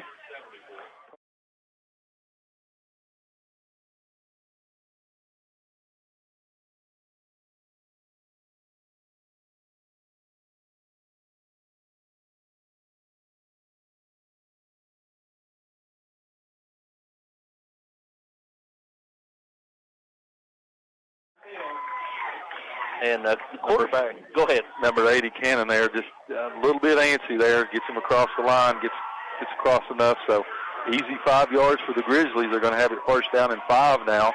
Ball's going to be on the 28-yard line of the Grizzlies. Fowler's your quarterback, and to his left, the running back will be Dortch. Fowler gets it low, snap over, and he's going to call his own. He's going to try to cut across the seam, back across the 30, up near the 31-yard line. Tried to cut back, Stacy. He did. Let's see where they're going to spot there. He got a second effort there and got more yardage than we thought. They're going to put the ball on about the 32-yard line, so it's going to bring up a 2nd down and 1 yard for the Grizzlies. So that's going to bring up a short second down as Granger breaks the huddle. We're going to break, still trips to the left. Fowler's your quarterback. Dortch is lined up to his right. H-back right. Snap his hands, back to pass. He's going to throw a quick screen out to wide receiver. He gets it, and he bubbles. He's trying to tunnel. He's going to be hit immediately. About the 33-yard line by Blake Stewart. And right at the line, Tony. I don't know. Yep, they're going to give it to him. So first down for the Grizzlies, barely, on the little pass there. So it's going to be first down and 10 for the Grizzlies. The ball's going to be placed at their 33-yard line. Penalties are killers, Tony. Yep. They hurt you on offense and they kill you on defense. Put you behind the chains and then ahead of the chains. Cyclones are going looking at Granger. Breaks the huddle with trips to the right. Quarterback Fowler with Dortch to his right side. This time it's going to be handoff to the tailback. He's trying to break it over to the left side, and no, he may have gotten maybe 1 yard as he was stood up by big Mason Ball and wrapped up and finished by the other linebacker, Mike linebacker, number 16. Yep, done a good job, Eli Williams, that time. They sent him on a blitz up the middle, and running back ran to the other hole, but he did a good job of recognizing that. So it's going to bring up second down. We'll call it 8 yards to go. Generous spot. 10-13 to go here in the first period. Your Bojangles score of the game is 0-0.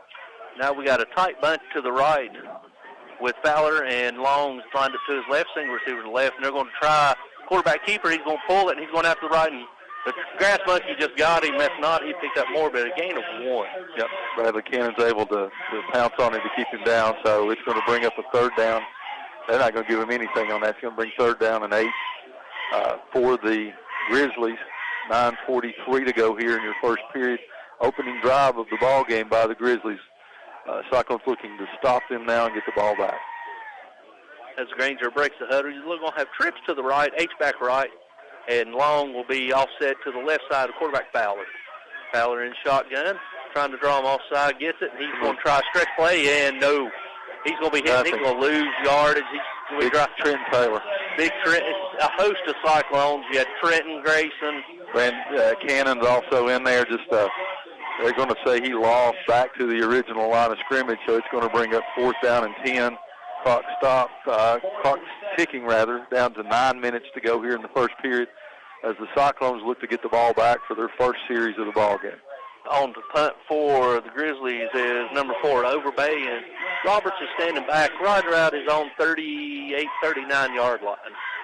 I mean, I've said it before. We hadn't seen a touchdown on a special team since Corey Russell left here. We need to see one. Yep. Be nice if we could get one as we got one breaking out. Try the rugby style, and he gets it, and it's a low spinning kick. And Jay That's gets when it you run back. 41. He's crossed 45 to 50. He may make a house call. 45-40. Cuts it back. He runs into his own blocker, still dancing. He's crossed the 35 and spinning down inside the 31-32. If he hadn't run into his own blocker, Stacey, may have been a house call. We may see one before the night's over based on that one. Yeah. Cyclones have excellent field position now. They're going to have it first down and 10 on the Grizzlies' 32. So great place to start. 8:23 to go here in the first period. Cyclones' first offensive series. Your score is 0-0. As the Cyclones come out, they're going to have twins to the right, single receiver left. Russ will be lined up to the right side of Rollins, and we'll have a tailback or H-back lined up to the left. Rollins in shotgun formation, looking over. Snap, low snap, he gets it. He's back to pass. He's got Nate. One-on-one, Nate's got him beat. Touchdown. Yes, Give sir. him 6. Way to start the ball game there. Nate Stevens split out wide, just runs straight down the hash. Rollins puts it right on the money. Stevens had about 3 steps on that defender, didn't know what hit him. Just like that, first play from scrimmage, Cyclones score. Like your Bojangles score 6-0 with 8:21 to go in the first period. As Smithfield comes on to attempt the extra point. Maybe that's what you were speaking earlier. You need somebody to step up. It's a beautifully thrown ball, beautifully placed, dropped right in the bread basket. As we're waiting on the snap and the hold, the holder is going to be Whaley. Snap. The high snap, he gets it down. Smithfield drives it through, and it is good. So with 8:21 left to go here in the first quarter, your score sponsored by Bojangles, 7-0 Cyclones. We'll be back after this 30-second timeout. Home loans, construction, auto, and personal loans, all available now at Elizabethton Federal Savings Bank in Elizabethton, Johnson City, and in Mountain City. Elizabethton Federal Savings Bank is your hometown independent community bank since 1937, also offering business checking, certificates, IRAs, and both mobile and online banking. Stop by the Elizabethton Federal office nearest you for more information. Apply for a mortgage online at elizfed.com. Elizabethton Federal Savings Bank, equal housing lender and member FDIC. Better than ever country. WBEJ AM/FM, Elizabethton, Tennessee. Visit the Coffee Company in downtown Elizabethton for handcrafted coffee drinks, sandwiches, and salads. Go Cyclones! All right, ladies and gentlemen, welcome back to Granger County High School. Your Cyclones are up 7-0 after a beautifully 33-yard pass from Rollins to Roberts, right in the bread basket. Williams has got it teed up far side. You got Overbay and Long back for the receiving. It's going to be Overbay's going to get it out inside his own 7. He's across the 10 to 15 to 20. Breaks it outside across the 25, and he's going to go out of bounds right about the 20. See where they mark it. Right at the 30-yard line where the Grizzlies will take over first and 10 at their own 30. Cyclones already look a little bit more aggressive on special teams. You know, we've had a couple of snafus, and that's something you don't see with the Virginia Tech trained Sean Witten team. So they've worked on special teams this week. You can tell that too. 8:14 to go here in the first period. The Bojangles score the game. Cyclones up 7-0. Two new linebackers in as you got Shankles and Little back in. Trips formation, and it's going to be handoff to run back Dortch. Dortch is going to try to no. Good job by T.J. Little, who's in there at the linebacker spot, and Jake come up quickly. They're going to say he lost a yard. It's going to bring up second down and 11 for the Grizzlies. Yeah, that had no chance of happening. It was trying to string it out way too much, but Cyclone crashed the middle and broke it up as the Grizzlies are going to break the huddle, and they got a new quarterback in there. New quarterback, number 17, is going to be Bennett. Bennett with Mortz on his left side with trips to the left. Try to throw a little bubble screen through the hands of the defender. And he better be glad because Big Bradley Cannon was barreling down. Yep, and Dalton Mitchell was sitting there, almost got the tip there when he missed it. So he's going to stop the clock with 7:39 to go here in the first period. He's going to bring up a third down and 10 for the Grizzlies. Third down and 11. Right at the 29-yard line as the Grizzlies break the huddle. And they're going to have twins to the right, single receiver left, Bennett your tailback or your quarterback. Most back passes Bennett. He's looking. He's going to throw, and he takes a hit and he completes a little skinny curl to the intended receiver, and a gain of about 5 yards. So it's going to bring up fourth down and about 6. He stood in there and threw the ball, but not before Caleb Johnson just laid him out there at the end, and the good tackle by the Cyclones there. Even though they get 6. Still going to bring 5. They're still going to break it fourth down and 6. So Grizzlies once again are sending out the punt team with Overbay back to punt. Roberts is going back inside his own, right around his own 40. As Overbay gets it off, and this time he shanks it. That's going to be about a 7-yard punt, I think. I don't know if it's going to be that much, Stacy. We'll see where it goes because it come over and hit the fence. So we're going to see where the referee marks it off. He marked it at 49. There's, okay. Anyway, we're not going to say anything about the referees tonight. So, 6:56 to go here. The Cyclones are going to take off on their second offensive series of the ball game. Once again, they're in Grizzly territory at the 49-yard line as the Cyclones march out looking to lead, add to their 7-0 lead. As Cyclones going to break the huddle from the sideline, they're going to twins to the right. Stevens is out here by himself to the left. Rollins with Russell to his right, H-back. Russell going in motion. He's buzzing. He's going to throw it out to Cade. Cade gets it. Gets hit in the backfield, spins away from a tackler, and he's going to be driving forward, and he's going to end up losing about 1 yard, which could have been about 2 yards, which could have been worse. And he took 2 big hits there on that play, especially there at the end. But good job by him not to lose any more than what he did, but it's going to bring up the second down and 11 for the Cyclones as we tick down to 6:30 to go here in the first period. Twins left, single receiver to the right. Rollins with Russell to his left. This time play fake. Rollins back to pass. He's looking.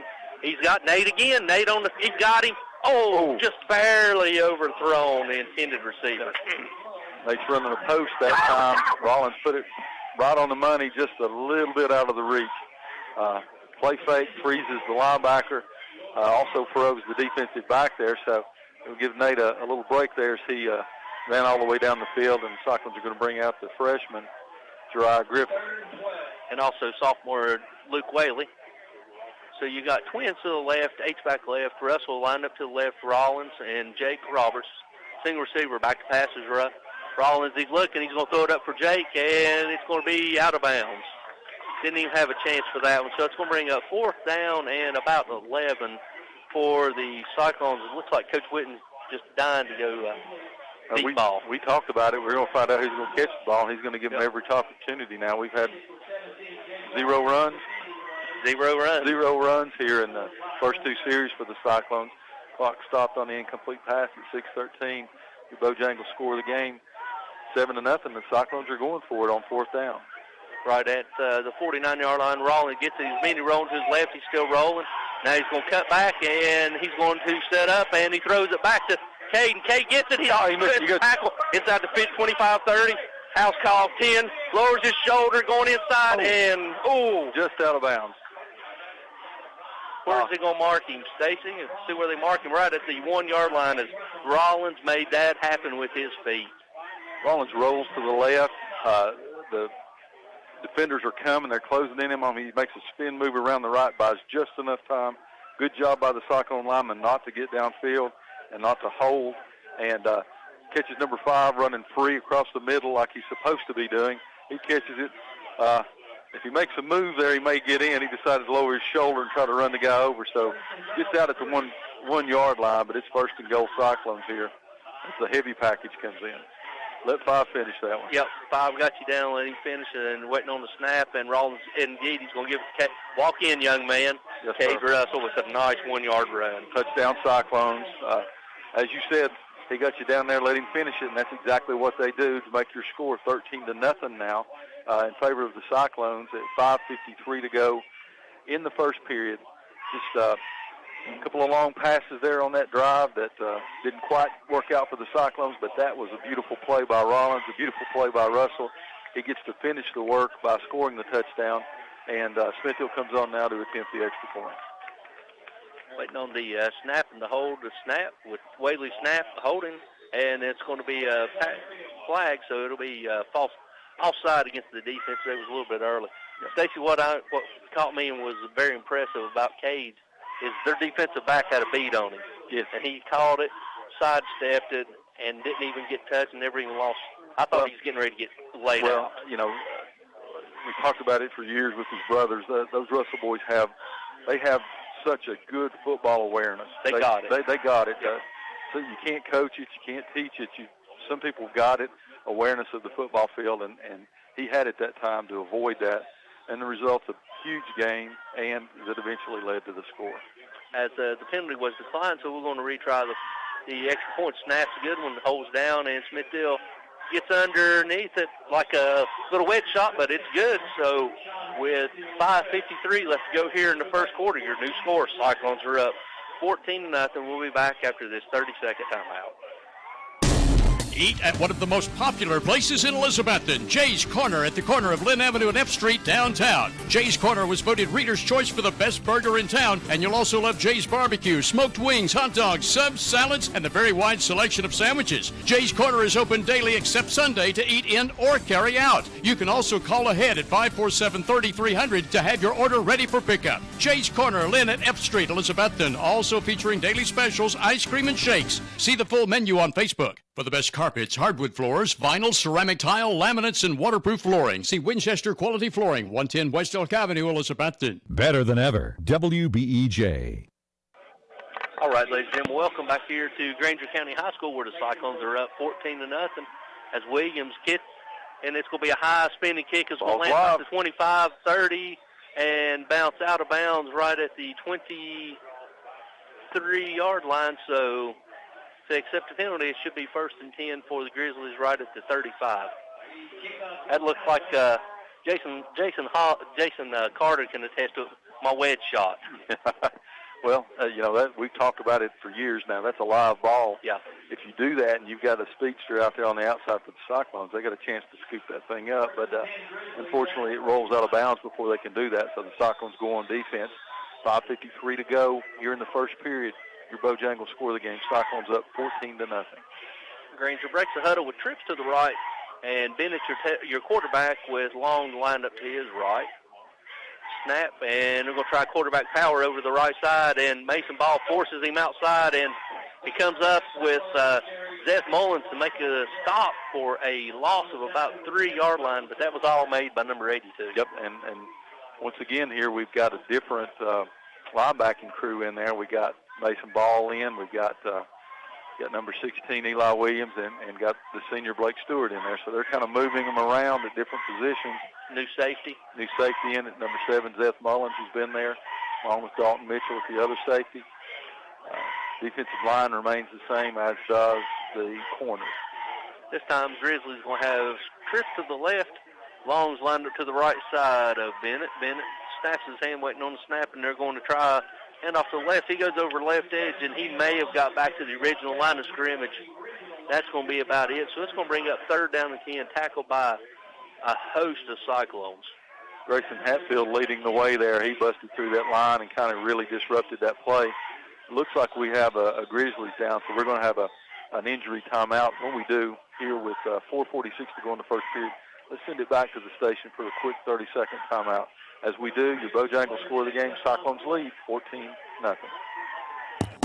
For services beyond just shipping, there's so much more at the UPS Store, 106 Broad Street, Elizabethton. Elizabethton's UPS Store also provides your printing needs, including invitations, flyers, business cards, promotional items, large format yard signs, vinyl decals, and so much more. Also get the notary service you need at the UPS Store. Depend on the UPS Store for all your shipping needs all year long. The UPS Store, 106 Broad Street, Elizabethton, locally owned and ready to serve you 7 days a week.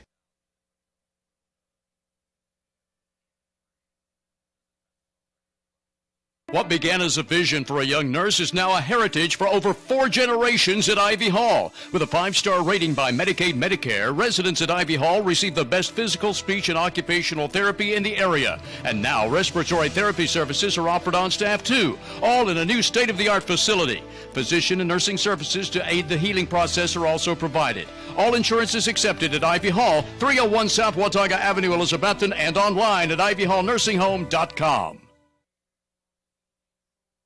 Northeast Community Credit Union is the place for loans. Northeast Community Credit Union, proud Cyclones supporter for nearly 70 years. Better than ever country. WBEJ.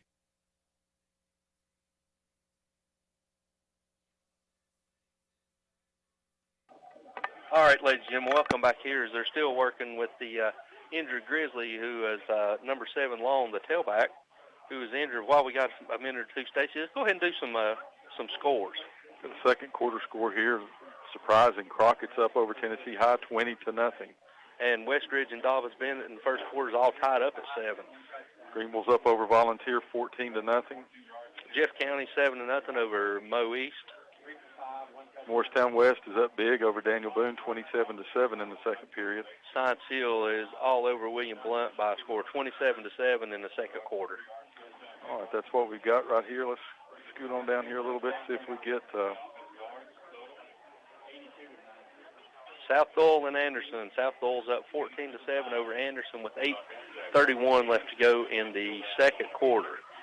All those scores are sponsored by courtesy of Coach T. As if still no update on the Happy Valley Hampton game or also Unaka Angelico game, as the injured Grizzly is walking off, as is number 7 Long. So as he's coming off, they're going to get ready to resume play.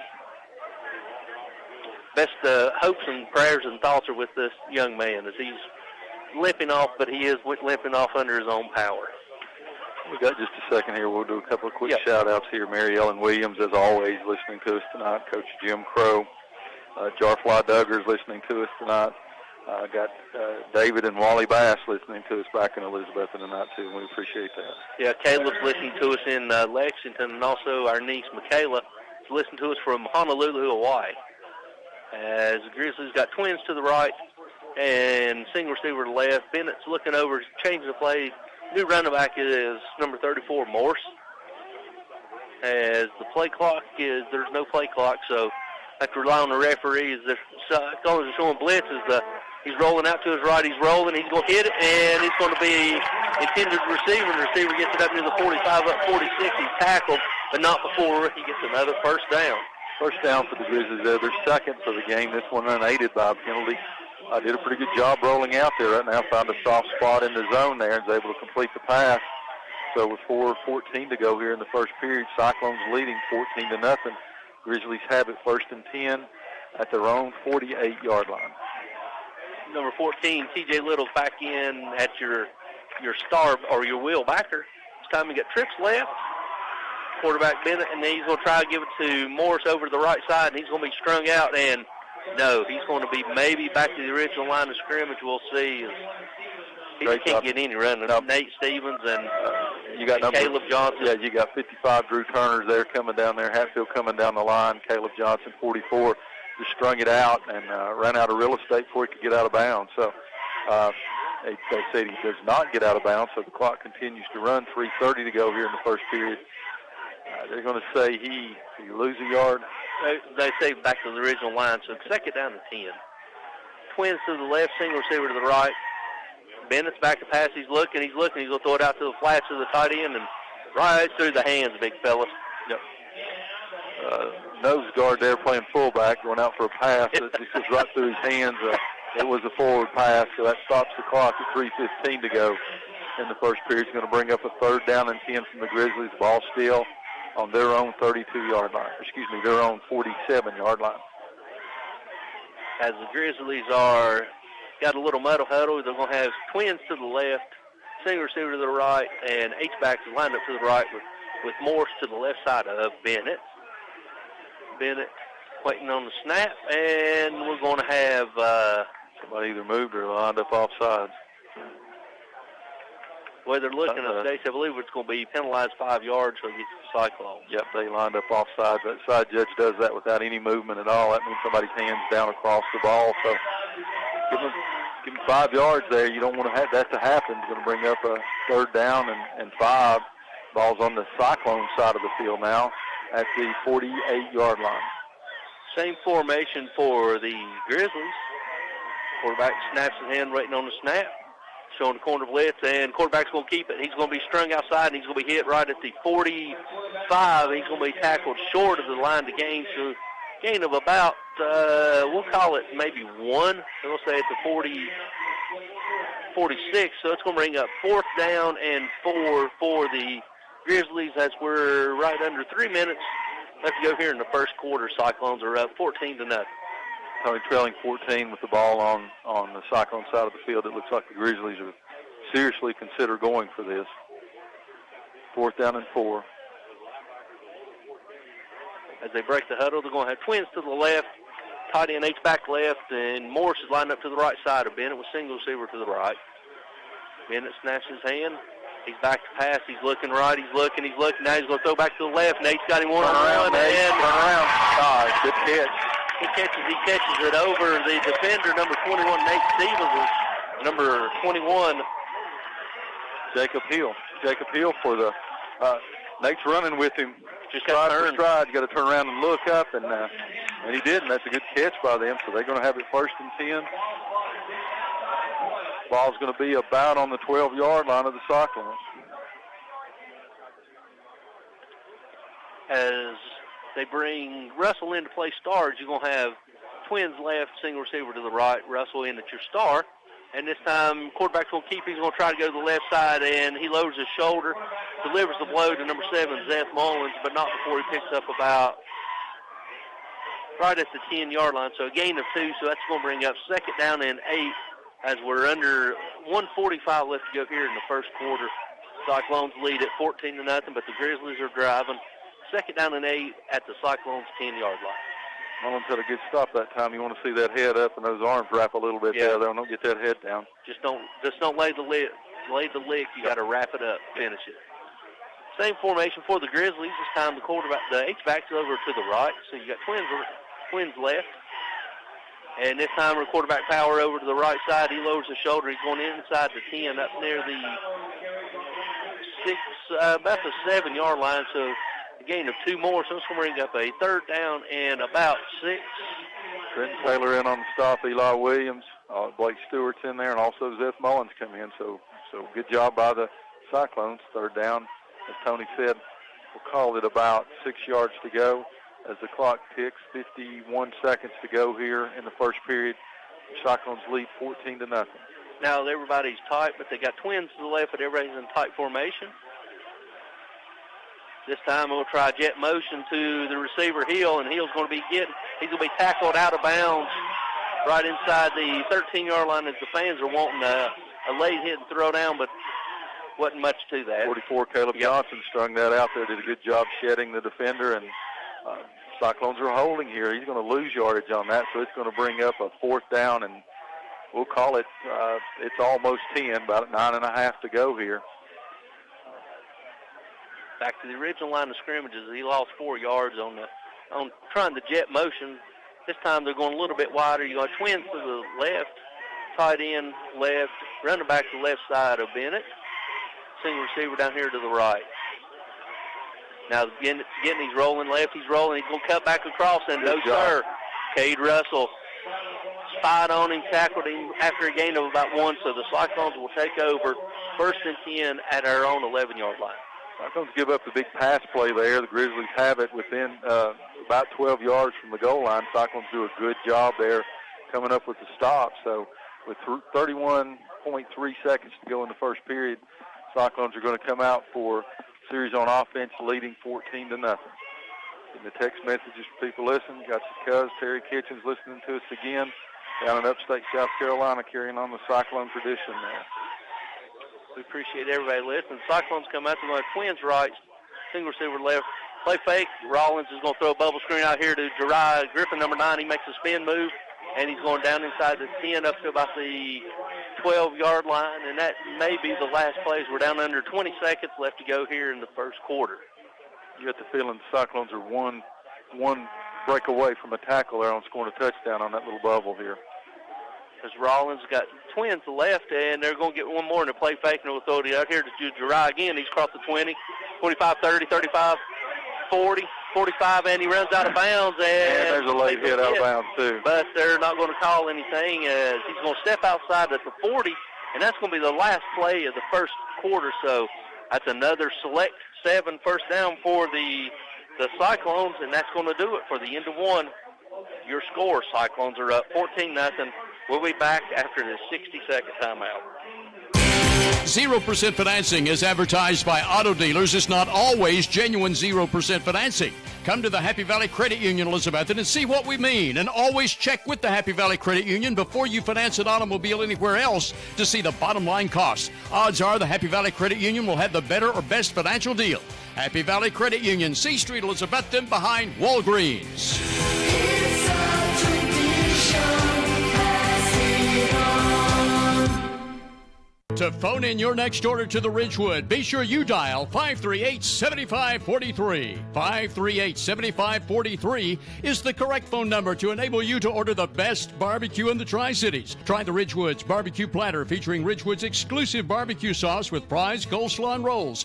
It's enough to feed 2 people for one low price. The Ridgewood is open every day except Sundays and major holidays on Old Highway 19 at Bluff City. The Ridgewood barbecue, still worth bypassing all the others for.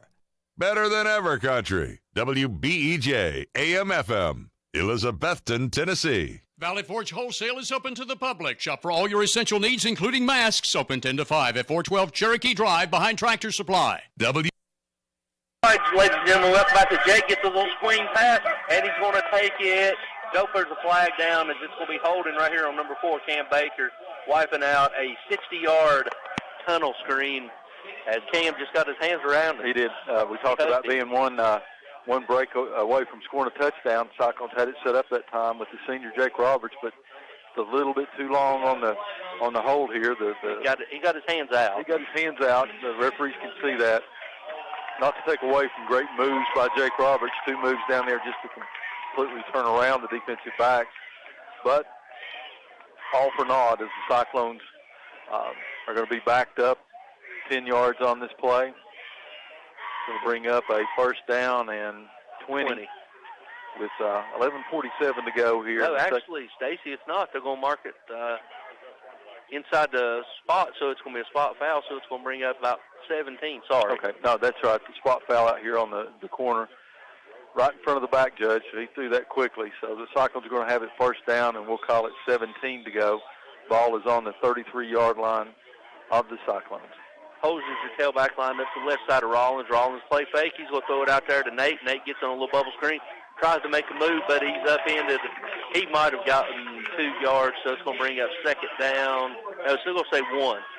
Second down and 19. We said Coach Whitten's going to find somebody to catch it, but we never imagined he'd throw it this much. Have they had like 2 runs maybe? They've had 2 runs. It was a touchdown run. Yeah, 2 touchdown runs right on the edge of the goal line. So the Cyclones here putting it up. 11:18 to go here in the second period. This time, trips to the right, play fake.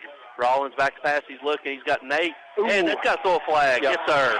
Pass interference. They mugged him as the ball was getting there. So, good pass by Rollins. It's right. Great route by Stevens, but the defensive back gets there just a little bit too early. It's going to bring up it's a personal foul, 15 yards. So it's going to be another select 7 first down for the Cyclones. They're talking about it. They haven't marked anything off here yet, but now they do. They call it now on the Grizzlies. And that should be enough for a select 7 first down if my math's semi-correct. Nope, they're going to mark them about a yard short. Of course, it's 17 to go, so they're going to get 15 on that. So we'll call it second down and 2. Second down and 2. I have to apologize. My math wasn't. I flunked math. Coach Pierce will be mad at me. Cyclones no, that's that Virginia math. Yeah, that's true. And this time you're going to get your second run to Holger. Holger breaks it over the left end. He's going to fall down into Granger territory down to 48. And now it's a select 7 first down. Clock down to 11:06 to go as they stop it to move the chain. Cyclones lead 14-0 here, and pretty impressive drive so far, Tony. Rollins gets it. He's rolling out to his right. He's rolling. He's going to throw it to Gerard. Gerard's going to catch it right around the 40. Fight forward down to about the 38-yard line. So a pickup of maybe 9 yards for the freshman. Good pass by Rollins that time on the run. Puts it right on the money. Good route by the freshman, Gerard Griffith. He goes out to take a break as Cyclones continue to run people on and off. I'll try to get you all the names here as we've got. Got double H backs with Woodby and Whitaker. Single receiver both left and right, and Holzer line up to the right side. And they're going to hand it to Holzer. Holzer patiently waits. He's across the 35 and outside the 30, still driving. He's down inside the 25, driving down in about the 23-yard line. Nice hard run by the sophomore for another select 7 first down. Good job that time. Have double H backs in there to provide the block. He gets in there behind him, and once he gets to the second level, Tony, he's got some moves. Not a big running back, but he's shifty. As the Cyclones are going to have single receiver left, twins to the right, with Holzer will be lined up on the right side of Rollins. Rollins waiting on the snap. He gets it. Play fake to Holzer. He's looking. He's got Dalton Mitchell across the middle, and safety broke as he telegraphed that one. Yep, he did. He got 18 in there. He's been playing a lot of defensive safety. You got him in there now at one of the slot positions. He eyeballed him all the way to the goalpost, and defensive back did a good job there. Just timed it perfectly. Clock stops. Going to make it a second down and 10. The ball is on the Grizzly 23-yard line. Double H with single receiver both left and right. Holzer still your tailback, lined up to the right side of Rollins. Rollins gets it, play fake. He's going to throw a quick out here to Nate. Nate gets it, lowers his shoulder down inside the 10. He's down inside the orange zone. He's going to be forced out of bounds right at the, see where they mark him. Stacy, where is that? About the 8-yard line? 8-yard line. That's another select 7 first down for the Cyclones. They're rolling here on nice little mixture of pass and run this time. They're going to say he got out of bounds, so no, they didn't. They're winding the clock. 9:42 to go here before halftime. Cyclones leading 14-0. Now have it first and goal. First and goal inside the orange zone. You're going to have Twins to the right. Dill H-backs with Holzers lined up the right side of Rollins. Rollins gets it. Play fake, back to pass. He's got all kinds of time. He's looking, he's rolling right. He's still rolling. He's going to be hit, and he's going to lose about 7, maybe 8 yards. They're going to mark him, see where they mark him, about the 17-yard line. So loss of 8. So let's bring up second down and goal for the Cyclones from about the 18-yard line. Rollins always wants to make a play. Sometimes you got to get rid of that ball. And just a little bit too long there. Ran out of real estate. I don't think he saw the defender. No. We got him on the ground. So backs him way up. Still second and goal, but the ball's on the 17-yard line. Twins left, single receiver to the right. Holzer's lined up to the right side of Rollins. Rollins snap. He's looking. He's going to throw to Jake. Jake gets it on a little tunnel screen, and he's going to be tackled maybe after a gain of about 3. That play had no chance of development. They were all over that one. Lucky to get the ball to him. Doesn't get a lot, so it's going to bring up third down and goal. Ball is on the 14-yard line of the Grizzlies. This time Griffin flips over, so you're going to have Jake, single receiver to the left, Twins to the right. Holzer still lined up to the right side of Rollins. Rollins, play fake. He's looking. He's got Nate. He had Nate wide open, but he threw almost intercepted. Yep. As the pass was checked down, and the linebacker jumped it and almost made an interception, but all for naught. It's an incomplete pass. So it's going to bring up fourth down and goal for the Cyclones at about the 15-yard line.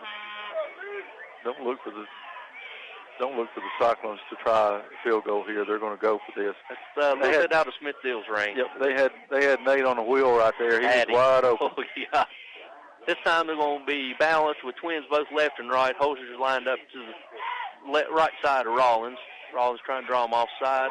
Getting the play now. He goes to pistol. And play fake, Rollins gets it. He's rolling out to his right. He's still rolling. There he is. He throws and just barely overthrows the intended receiver, Dalton Mitchell, as the Cyclones turn it over on down. Good defense. That was the sack proves to be costly for the Cyclones there. So ball's on the 14-yard line. They turn it over to the Grizzlies, as Tony said, on downs. So with 8:02 to go before halftime, Cyclones leading 14-0. Have the Grizzlies backed up now, but you had the feeling they really wanted to score on that time. Tony tried a lot of different kind of passes there. Grizzlies doing a little bit better job of covering the receiver, so maybe have to do something a little quicker. All right, we got 3 new linebackers in we'll try to get to you. Grizzlies going to get it, and they're going to try Morris over to the right side.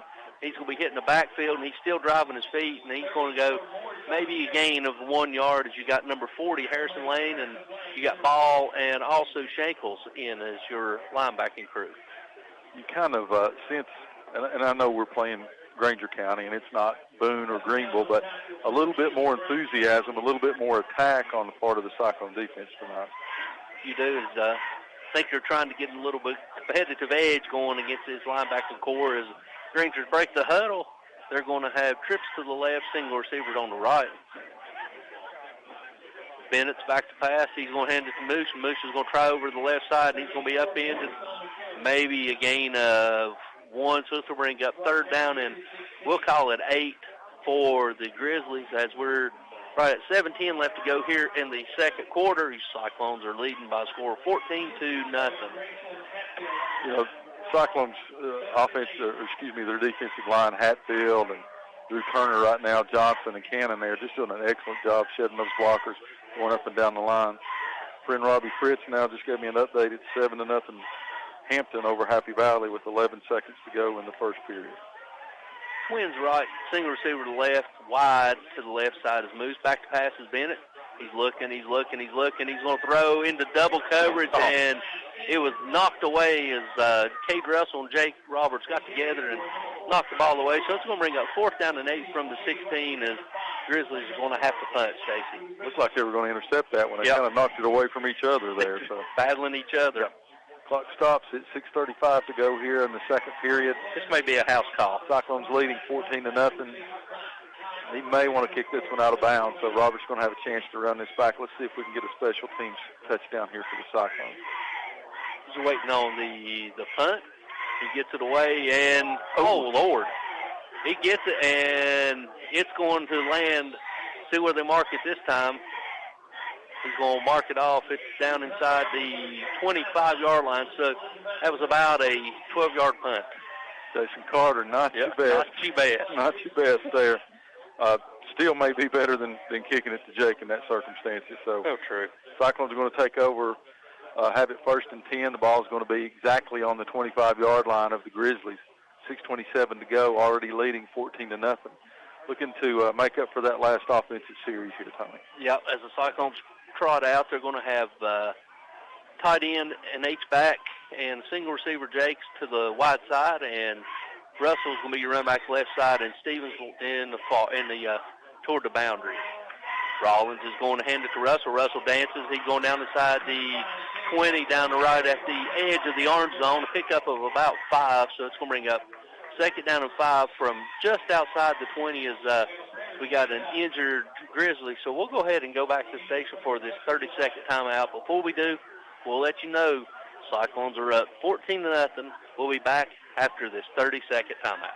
Come see the all-new 401 Hatcher Lane showroom location of your AMAR automatic garage door opening system dealer in Elizabethton, Rocky Top Garage Doors. Mitch Parlier, owner of Rocky Top Garage Door Service, has provided sales, service, and installation of garage doors for over 30 years and is Elizabethton's AMAR door and linear and LiftMaster door opener dealer. Tell them what to do with their garage door brakes, Lexi. Call my papa at Rocky Top Garage Door, 518-1516.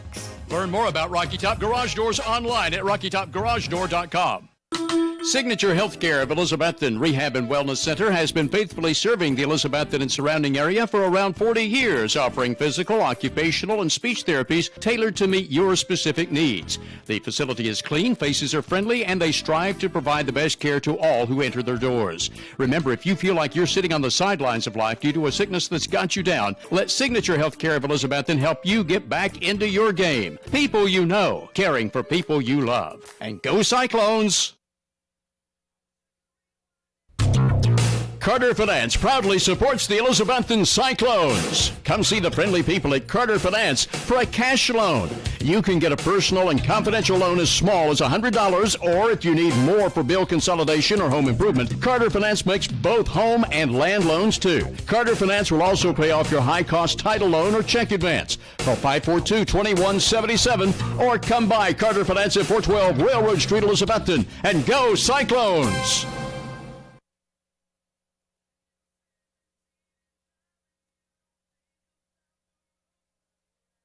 Simply Elegant Catering and Bakery, 528 Elk Avenue, downtown Elizabethton, is currently accommodating all your catering needs, including baked items by special order. Better than ever, WBEJ. All right, ladies and gentlemen, the injured Grizzly is number 40, Gillette, who's walking off under his own power. It's good to see. While we got a break, Stacey, let's go ahead and hit a couple of quick scores. Crockett's leads 20-14 now as Tennessee High's come back in that game. DB is up on Westry. It's now 21-7 in the second quarter. Greenville's up over Volunteer 28-0. Hampton 14-0 over the Valley. And Unaca's up over Jellicoe 8-0 in the second period. Well, Science Hill 33-7 over Blunt. As Cyclones break and they're back to passes, Rollins is going to throw quick out to Jake. Jake gets it. He's outside the 10, house call. Give him 6. Touchdown Cyclones. Jack Roberts just catches a pass, does what he does, makes a defender miss, takes it into the end zone. So with 6:10 to go before halftime, Bojangles score the game now. Cyclones 20, Grizzlies 0 as Smithville comes on to attempt the extra point. One more quick update before we have that kick. South Dole is leading Anderson County. It's now 21-17 at halftime, Tommy. Next week's opponent is we're waiting on the extra point from Smithville. Hold will be from Whaley with Russell the snap. Snap, a good snap, hold, and he drives it through. So with 6:10 left to go here until halftime, your new score, Cyclones are up 21-0. We'll be back after this 30-second timeout. Taco John's Elizabethton announces yet another all-new burrito. Drive through till 10 o'clock any night and try the new double cheese boss burrito at Taco John's. It's a mouth-watering combination of your choice of diced chicken or sirloin steak, plus cilantro lime rice, black beans, queso bianco, nacho cheese, and yet more, all inside a big 12-inch flour tortilla. Don't forget about Taco John's other new entrees, including the Queso Blanco Boss Burrito. Drive through till 10 o'clock every night at Taco John's, Broad Street at Sycamore, Elizabethton. The drive-through window is open for your convenience at Reed Pharmacy, West Elk Avenue, Elizabethton, across from the high school, with quality prescriptions for people and pets. Better than ever. WBEJ. All right, ladies and gentlemen, welcome back here to Granger County High School, where your Cyclones are winning by a score of 21-0 with 6:10 left to go here till halftime. This time Smithdale is in to kick it off, and back deep is number 4, Overbay, for the Grizzlies, standing right about his own 10. Stacy at 20-yard line looks mighty inviting. It does. Hope we can get it there. As Smithdale's waiting to go. The approach and the kick, and he gets into it, and he's going to pin Overbay right about the 9. Good kick. He's going back to the middle. He's across 15 to 20, 25, and he's going to be tackled by number 16, Eli Williams, right about the 27-yard line. For the Grizzlies will take over 1st and 10 with 6:03 left to go here until half. Tony, if you can't kick it in the end zone, that 10-yard line is about the gold standard that you want to try to pin somebody on one side, get the maximum coverage. Good job by the Cyclones that time. As they lead, your Bojangles score the game 21-0 over the Grizzlies. Bennett, your quarterback, with trips to the right. Morse is lined up to the right side, and they're going to hand it to Morse. Morse is going to try over the left side, and he's going to hit right at the original line of scrimmage, and no gain. As you're led by number 80, Bradley Cannon, also number 55, Drew Smith, and Drew Turner. Drew Turner. Good job by the Sock. I'm telling you, this line, we came here before when they were running that wing T-type offense. They had huge offensive linemen. They're a whole lot smaller now than this defensive line of the Cyclones, and they're just controlling them, Tony. Yep. Says the Grizzlies break the huddle. They're going to have twins right, H-back right. Lined up wide to the left is tailback Moose. He's back to pass is Bennett. Bennett's going to throw a quick out over here to the intended receiver, who catches it right at the 35 and tackled immediately by number 21, Nate Stevens. Pickup of about 5 yards, so it's going to bring up 3rd down, and we'll call it 4. Clock continues to tick, 5:05 to go until halftime. The Cyclones would like to get this, do a little double dip right here. They get the ball to start the second half, Tony. Yep. What we always talk about, coach's dream. Twins right, H-back right. Looks like they're going to bring a blitz. Cyclones back off. They're going to look. He's going to throw it up for Nate Stevens, and he goes up. Nate mistimed his jump, and the intended receiver come down forward. If not, it's a lot of knockdown, but Nate just jumped way too early. He did. He jumped, and as he's coming down, the ball goes over his hand. Number 3 for the Grizzlies, Landon Patterson, is there to make the reception. So a 1st down for the Grizzlies all the way down to the Cyclone 32-yard line. Go from 3rd down and 5 to 1st down and 10 in Cyclone territory. As we're under 4:30 left to go here until halftime, Granger breaks the huddle. They're going to have twins to the left, single receiver to the right, and Morse is lined up to the right side. Bennett back to pass. He's looking. He's going to throw quick out and through the intended hands of the receiver for Patterson, but broke up nicely by number 21, Nate Steve. Quarterback can sit back there and fire it, Tony. Doing a pretty good job there passing. Incomplete pass. We're half a step away from getting him. Stops the clock at 4:19 to go here before halftime. Cyclones leading 21-0. As Grizzlies break the huddle, same formation. Trying to run a little bit of tempo, and this time quarterback Bennett's going to keep it. He's going to try over to the 25 or the 30, down inside about the 27-yard line. As Nate Stevens coming up and makes a nice tackle. Well, 3rd down and about 4 for the Grizzlies. TJ Little, number 14, comes across the field too to assist. Where they had it, Tony. Watch him try to do this little pass over here again. Same formation, twins left, tight end left. Morris lined up to the right side of quarterback Bennett. Bennett back to pass. He's going to throw. Told you, Stacy, we was one step away. Yep. And Caleb Johnson gets it that time. Knocks him on the ground. He has to let it go early. Going to be an incomplete pass to bring up a 4th down. Caleb wasn't even touched. No, he came in there. I don't know what that tackle was doing. He was blocking down, I guess. 17 threw it about 5 yards before his receiver even got in his route. So yeah, he was good blocking job by down. Johnson that time. He was blocking down, and Johnson went wide. Brings up a 4th down. Same formation for the Grizzlies. Trying to draw them, and they do. They did it. That's the old Coach Whitten trick right there. Hard count. Going to be enough to give the Grizzlies the 1st down, Tony. Yep. And that will drive the coaching staff crazy. And I guarantee you that will be. Oh, they're whoa. They're going to back them up. It appears decline it. Well, no, go ahead and take it. You can't. That's right. Pre-snap.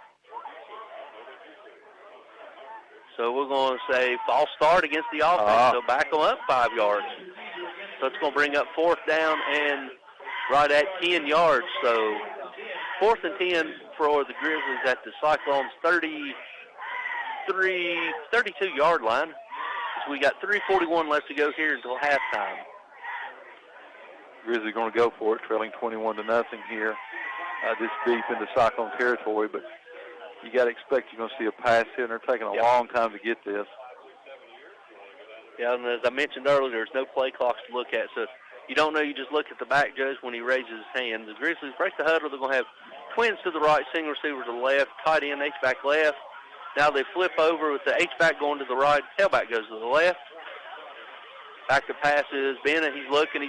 Ooh, he's wobbly, and it's going to be picked by number 19, Teddy Orton. Teddy gets it. He's across the 15 to 20, 25, and tackled right at the 30-yard line where the Cyclones will take over 1st and 10. That quarterback level. That is a sack interception. He hit as he releases the ball. It goes straight up in the air. Orton falls underneath it. He's able to return it. So the Cyclones are going to take over 1st and 10 from their own 30-yard line with 3:31 to go here. This is what you want, Tony. 3:31 to go. The Cyclones can score here and get the ball back starting the second half. As the Cyclones are going to break the huddle from the sideline, they're going to have twins to the right. Holzer lined up to the right side of Rollins with Nate into the boundary as a single receiver. Waiting on the referee to tie shoe. Now the referee's ready. They blow it in. Rollins looking over, waiting on the snap. He gets it, rolling. He's rolling to his right. He's rolling, throws it to Jeremiah. Jeremiah gets it. Nice move across the 40, 45, 50, still on his feet down into Granger territory, down inside the 48-yard line. Enough for another select 7. 1st down. Gerard. Good moves by the freshman there. Took a big hit there at the end, was able to hold on to the ball too. Big pickup, takes the ball into the Grizzlies territory. They have it 1st and 10 on the 48-yard line. Still 3:19 to go here in the second period. Trips to the left, single receiver to the right. Holzer still your running back, lined up to the right side of Rollins. Rollins calling the play out. Gets it and snaps it, hands it to Holzer. Holzer jumps over to the lineman and falls forward down to about the 45-yard line. A pickup of about 3 as Holzer goes out and Mullins comes in, so it's a gain of about 3. So it brings up 4, 2nd down and 6. Same formation for the Cyclones as we're down under 3 minutes. Back to passes Rollins. He's looking left. He's looking. He's got Nate, and there's a lot of hand fighting, and he just intendedly overthrew the intended receiver, Nate Stevens, by about 5 yards. Stacey, there's a lot of hand fighting, but no one got any gain an advantage. No. That's the one where Nate just needs to leave him in the dust, and the ball will be sitting there waiting on him. But the result is an incomplete pass. It'll bring up 3rd down now. 3rd down, we'll call it 7. 3rd down and 7 for the Cyclones. The Cyclones going to have twins to the right, twins left, H-back left. Jake's your single receiver. Mullins lined up to the right side. We're going to hand it to Mullins. Mullins lowers his shoulder. He's outside the 40, outside the 35, down about the 34, 33-yard line. Another select 7, 1st down for the Cyclones. Good hard run by number 7. Mullins comes in to give Holzer a break there. Nice little boost for the Cyclones to give select 7 1st down on the 33-yard line. With tempo, Mullins gets it, and he's going to try over the left side, and he's going to fall forward down inside the 30, down about the 26, 27-yard line as We've got another shaken up defender for the Grizzlies. Two of them. So he's going off. That is one of them's the number 2, the starting quarterback, Fowler, who plays linebacker, who's going off under his own power. Got another one back here too, number 14, Sam Andrews, arm hanging to the side there. So 2 new defenders come on. Was the timeout called? No. Okay. No call. Timeout as the Cyclones are huddled close to their sideline as they break the huddle. They're going to come out with to what formation? They're going to have trips to the left, single receiver to the right. Tailback will be Mullins, lined up to the left side of Rollins. Rollins gets it, play fake. He's looking, going to throw a little tunnel screen. Ball was tipped away, incomplete pass. Rollins has got to put a little bit of touch on that. He's throwing it a little bit flat. Yeah, he's throwing it flat, and the defender came through, did what he's supposed to. If you can't get to the quarterback, get your arms up, and that's what he did. Able to knock it down. That's going to stop the clock as an incomplete pass with 2:12 to go before halftime. Cyclones leading 21-0. Have it 3rd down and 3. Ball is on the Grizzly 27-yard line. So we got Double H back, twins to the left, and Mullins is your tailback lined up to the right side of Rollins. 3rd down and about 3. Rollins is back to pass. He's got all kinds of time. He's got all kinds of time looking, patiently waiting. Rid of it. Time he's going to throw it. He does, and out of bounds. Just barely out of the outreached arms of the intended receiver, number 7, Zeth Mullins. As Bryson had all kinds of time, Stacy, as that brings up a 4th down and 3 for the Cyclones with 2:03 left to go here until halftime. It's interesting. You've not seen Bryson want to tuck it and run. Yeah, he hasn't touched it and run. He's running over here, but he's taking big shots when he holds the ball that long. So we'd like to see him either get rid of it or tuck it and turn it up the field. It's a good time for a speed option right here. Oh, just call his number, Bryson Rollins, who changed the direction. He's down inside the 15 to 20, 25, down inside the 15, down inside the 10. 1st down for the Cyclones, another select 7 1st down. Just as we talk about it, Bryson calls his own number. Calls his own number, is able to weave his way through there. Big gain for the Cyclones. They're going quickly now. 1:53 to go before halftime, leading 21-0. And this time he's going to hand it to Mullins. Mullins is going to get it. He's dancing inside the 5. He's going to be tackled right at about the 4. So it's going to bring up 2nd and goal for the Cyclones right at the 4-yard line as Russell's coming in and Mullins is going out.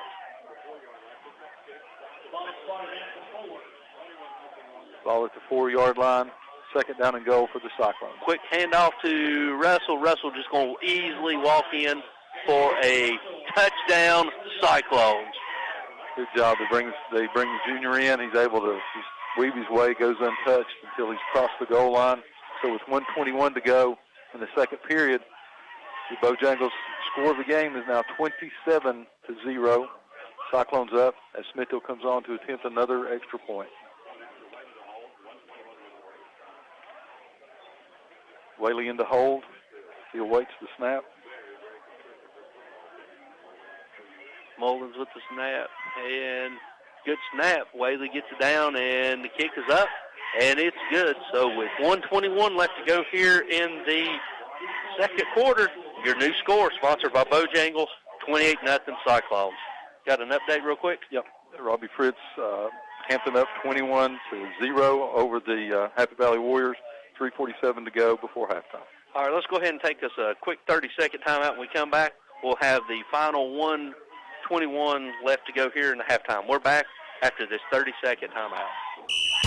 Shop the Jeweler's Bench now for the 2020 Pandora Cyclone State Championship charm, sold exclusively at Jeweler's Bench. Also now featuring a new selection of diamond engagement rings, tennis bracelets, rings, and much more. Jeweler's Bench has silver jewelry lines including Anna Hay, Southern Gate, and Sterling Reputation. And see John for custom jewelry you might want, plus jewelry repair. The Jeweler's Bench, across from Hardee's, Broad Street, Elizabethton. For the best carpets, hardwood floors, vinyl, ceramic tile, laminates, and waterproof flooring, see Winchester Quality Flooring, 110 West Elk Avenue, Elizabethton. Better than ever, WBEJ. All right, ladies and gentlemen, welcome back as Mason Williams gets it and kicks it off, and it's going to be pinned right at the 10-yard line for Overbay. Overbay gets it, and he's going to be hit by Norris. Jeremiah Norris right at the 23-yard line where he falls forward by the 24. Got a freshman there, number 84, Jeremiah Norris. Luther's grandson there, and he can absolutely fly. He can. He can absolutely fly. State champion in middle school in the hurdles. Just a good-looking kid. Catch the ball, too. So it's so effortless the way he watches him. Because I told you to watch him run. It's just the thing of what beauty to watch him run. As Cyclones have got 3 new linebackers in there, and the new safety is Mullins. They got Ball, Lane, and Shankles. As Coach Whitten's trying to shake up something with Coach Campbell, trying to get the continuity of who wants to grab the reins and take over the starting positions. So we got a timeout for the Grizzlies, so we'll go ahead and go back. Let's keep it here, Stacy, and discuss what you've seen a little bit in this first half for the Cyclones, how they come out a little bit differently on offense. Well, you kind of got a luxury against the Grizzlies, and Coach Whitten's calling these pass plays, and he's saying, okay, guys, I'm going to give you a chance. And so far, they've stepped up. We've had a couple of overthrows here, but otherwise, Cyclones done a good job of catching the passes, getting to mix up the offense a little bit, running when they needed to, but passing when they want to. All right, got a text from Mr. Brandon Kent to listen to us. We appreciate Brandon listening to us. Some halftime scores here. We got Crockett up over Tennessee High, 20-14. DB is up on halftime, 21-7 over Westridge. Greenville's up over Volunteer, 35-0. 21-0, Hampton over Happy Valley. Unaka 8, Jellicoe 0. Science Hill 41-7 at half. And Seymour over East, 21-7. All right, as the Grizzlies come out of the timeout, they're going to have tight bunch to the left. Then it's going to be jet motion. He's going to hand it to Moose. Moose is going to try over to the right side. He's going to be hit initially by number 44, Caleb Johnson, then slammed to the ground by number 55, Drew Turner. That had no chance. Caleb Johnson just took his blocker and knocked him into the ball carrier that time, just stopped that play completely. Cyclone's going to call a timeout here with 2nd down and 12. Coach Whitten kind of sensing the fact that he wants to try to score here, so we'll send it back real quick for a 30-second timeout as we do. South Doyle 21, Anderson County 17 down the way. That's the Cyclones' next opponent. We'll be back after this 30-second timeout as we do. Your Bojangles score of the game. Cyclones lead 28-0. Local high school game coverage is brought to you by Citizens Bank. Citizens Bank continues to support our local community from its headquarters here in Carter County. Whether it's managing household finances, purchasing a home, or obtaining resources for your business, Citizens Bank has experts ready to provide a helping hand. Find out more about the Citizens Bank Local Advantage at one of our convenient locations or visit citizensbank24.com today. Bank your own way. Citizens Bank. Equal housing lender. Member FDIC. Visit the Coffee Company in downtown Elizabethton for handcrafted coffee drinks, sandwiches, and salads. Go Cyclones! Better than ever country. WBEJ. All right, ladies and gentlemen, welcome back after a Cyclone timeout. Grizzlies going to have single receiver to the right, twins to the left. Bennett, your quarterback, now they're going jet motion from left to right. Waiting on the snap. He gets it. He's looking. He's going to throw it out in the flats, and it's going to be a nice throw and catch, and see if they mark it. Said he did catch it, Stacy. He's going to be close to first down. We'll bring up 3rd down and about 3. As we got another timeout. Yep, Cyclones call a timeout. They're going to try to get this ball back, Tony. Let's talk a little bit about Rob Stout's favorite, the new Bojangles sandwich, marinated in traditional seasoning, hand-breaded, mayonnaise, 2 pickles on a bakery bun. Make sure Rob goes by and gets him one tomorrow. Hadn't heard from him tonight. I hope he's okay. He might be waiting in line. And also, let's talk a little bit about our Select 7 first down sponsor. They offer mortgages for loans for auto, boats, motorcycles, farm equipment, campers, ATVs, RVs, jet skis, HELOCs, home equity, and personal loans. They also offer CDs, money market accounts, vacation, and Christmas club accounts. Which Christmas ain't that far away. If you live or worship or attend in any of our 7 counties, which are Carter, Washington, Unicoi, Hawkins, Sullivan, Scott, and Washington County, Virginia, then you can easily become a member. We go where you go, Select 7 Credit Union Mobile Banking. This time he's going to get it, and he's rolling out, and he's going to be intended receiver as to Corn, and Corn picks up enough for a first down as it was a quick snap, and that's going to be enough for a Grizzly first down. So that kind of does away with any Cyclone hope of getting another cheap score here. So clock's ticking now, 50 seconds to go before halftime.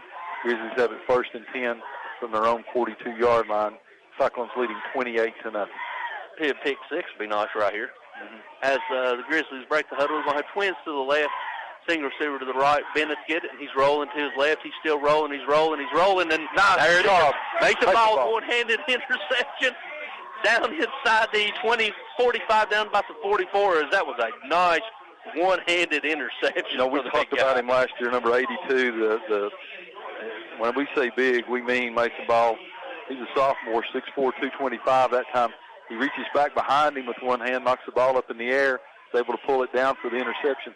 That's the kind of plays you want to see from that kid. And we talked about pregame, Tony, a little bit about building confidence for these things like that. Really, really boost the confidence for these Cyclones. So now they do have a chance for a touchdown here with 28 seconds to go. Look for Rollins to air this thing out probably 3 times. And one timeout is they're going to have trips to the left, single receiver to the right. Holzer's your tailback. Rollins waiting on the snap, pointing out the blitz, and they're blitzing. They're bringing the house. He's got Jake. Jake's got his man beat. His feet space guard. It don't matter. Touchdown, Cyclones. Nice, yes, sir. Nice job by Jake Roberts. He saw the ball all the way in. Never took his eye off of it. Didn't matter if the defender was there.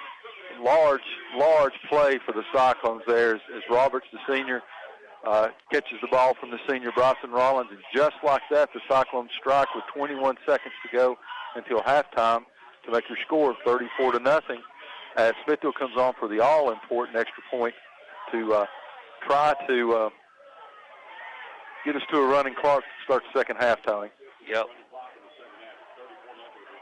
As we're waiting on the snap from Mullins and the hold from Whaley. And it's a good snap, a good hold, and Smithfield gets it up, splits the upright, so it's good. So with 21.8 seconds left to go here until halftime, your new score, Cyclones are up 35-0. Just Mr. Jason Hawley's listening to us back home. Appreciate Jason listening to us, and also Jason Carter kicked back in his easy chair. Yeah. Hope he's still awake. It's almost 8:45. Well, man of his age, that's a little iffy. Cyclones lead now. Bojangles score the game 35-0. 21 seconds to go for halftime. Strategic use of the timeouts there by the Cyclones. Not the way you would expect it, but as the sophomore comes up with it, Mason Ball comes up with a big interception there. Give the Cyclones a chance to do that. You go to Reliable, number 17, Jake Roberts that time. Perfect pass by Rollins. Perfect catch by Roberts. And Cyclones are able to lead that going into right here before halftime with that all-important score for us, 35-0. So we're not down here till 11 o'clock tonight. And we get the ball back at the beginning of the second half. So this goes back to what we've taught coaches love to double dip. Yep. Fourth in and then get the ball back and try. Belichick's a master at it. Yeah, he is, and it really, really does make a difference for the team going in there, and especially with that 35-point lead, we get that running clock. Cyclone's going to have a chance to really put something on there, and they played a lot of people, Tony. And a lot of those pass attempts are not just to Roberts; they were to different people, just like we talked about. As Mason Williams gets off, he kicks it, and it's a high spinning kick. It's going to be fielded right at the 5. He's across the 10, the 15, and the 20. Lowers his shoulder, still battling up near the 25, and we got people flying all over the place. I seen that. I don't know if he was diving in or if he got blocked in, but all I seen was feet flying. But the Grizzlies will take over 1st and 10 at their own 27-yard line with 14.7 seconds left to go here until halftime. Don't give up a cheap one. No. And we've got Mullins and Mitchell in there at safety, so they got to be on their guard here. And they got number 23 Bryson Davis in at defensive end. Also, you got number 52 J.C. Andes, who's playing defensive tackle. So a couple of new faces as The Grizzlies are looking to run the quarterback Bennett. Bennett gets it, and he's going to try over to the right side, or left side. He's going to be tackled after about a gain of 2 yards. Stacey, that'll probably do it for the end of one and then into the first half, and indeed it does. So we will let you know after one half of play, it's all Cyclones for these Cyclones as they're leading by a score of 35-7. We'll go ahead, or 35-0, my apologies. We'll go ahead and go back to the station for this 2-minute timeout. And while we're gone, we interviewed a player, number 21, Nate Stevens, and also we interviewed head coach or assistant coach Jeff Pierce for your halftime entertainment. You listen to them after these breaks, and when we come back, Stacey and I will recap the scoring of the first half. So we'll be back after this word from our sponsors and after you hear our halftime segment, what it means to be a Cyclone. We're back later on. With the pandemic continuing in place, don't panic. See Tom and Jerry at Clayton Homes of Elizabethton for all your home needs, where you always get 100% satisfaction for both product and service. Clayton Homes of Elizabethton is your low price leader for manufactured homes. You'll get the lowest home prices always at Clayton Homes of Elizabethton. So shop us first or shop us last for the guaranteed lowest home prices in the area. From Tom and Jerry at Clayton Homes of Elizabethton, 980 Bypass, open Monday through Saturday. Make Dino's Restaurant, downtown Elizabethton, your regular eating place for football Friday nights. In addition to your favorite hot lasagna, spaghetti, and other Italian foods, plus hot American foods like hamburger steak with onions and gravy, you'll enjoy marinated ribeye steaks at Dino's any day for lunch or dinner. And football Fridays after 4 o'clock at Dino's also offers 10-ounce prime rib with a salad inside. Get in the game. Eat every Friday night at Dino's, downtown Elizabethton. Open 11 a.m. Monday through Saturday. Also accepting carry-out orders. Hermitage Health Center is a 70-bed nursing and rehabilitation 5-star facility in Elizabethton with a reputable therapy team offering physical, occupational, and speech services 7 days a week. Their Rehab to Home program focuses on the goal of returning residents home, re-energized and with more mobility. Schedule your tour today at Hermitage Health Center, 1633 Hillview Drive, Elizabethton, 543-2571. You know, I sure am glad I got my heat pump serviced by Advanced Heat Pump Systems. Well, I've been as cool as a cucumber. You know, they service all brands of heat pumps, including geothermal and gas. I need to give them a call. My heat pump has been struggling. What's their phone number? It's 926-2665, and a real person will answer 24 hours a day. The drive-through window is open for you. We all love Carter County for many reasons. It's the breathtaking views from Roan Mountain, the historical spirit of downtown Elizabethton, the summer playground of Watauga Lake, and everything in between. Carter County Bank is proud to call this our home. It's our pride and joy, and we know it's yours too. We would like to take this opportunity to say thank you for your business and support. Since 1939, it's been our mission to put customers first and offer services that help make your life easier. We are Carter County's bank, and this is home. Carter County Bank, a division of Bank of Tennessee, member FDIC. Do more of what you love. Expect more from your education. Achieve more of your goals. At Northeast State, we offer more than 135 programs of study, small class sizes, and we have a 90% job placement rate. Now is the time to do more. We are dedicated to guiding you through every step, from admissions to enrolling in classes to graduation. Visit northeaststate.edu and apply today.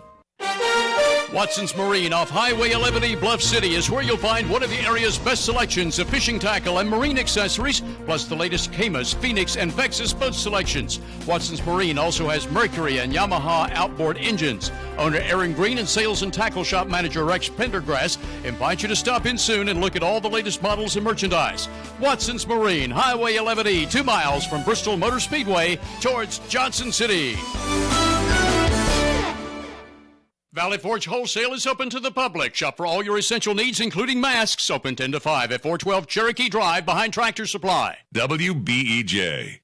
Okay, ladies and gentlemen, welcome here to halftime of tonight's ball game between Elizabethton Cyclones and Grizzlies of Granger County. We're joined tonight by number 21, Nate Stevens, Jr. Nate, appreciate you being here. Thank you for taking time out. Yes, sir. Thank you for inviting me. All right, Nate, we're going to start off as congratulations on back-to-back for the last 2 years. Coming into this year, you were relied on to have a little bit bigger role. How did you go ahead and approach the off-season with knowing that you're going to be more of a quote-unquote focal point for this offense? Yeah, I did my best to get bigger. I was in the weight room all off-season. I tried to work on my speed, just my skills, everything. Try to improve my skill set. One thing that I've noticed, and Stacy and I's noticed, is you're like the Energizer Bunny out there. It seems like you never get tired. You can play offense, defense, special teams, kick, return, and you never come off or you never seem winded. What do you attribute that to? I don't know. I guess practice. Because practice, yeah, they push us in practice, so yeah, they get us prepared for stuff like that. Would it be any of the little Terrence gene coming out in you? No, I guess a little bit. Yes, sir. Yeah, which we're going to outdo. You're going to outdo him already. I've already told him that you're going to be ahead of him by the time it's said and done.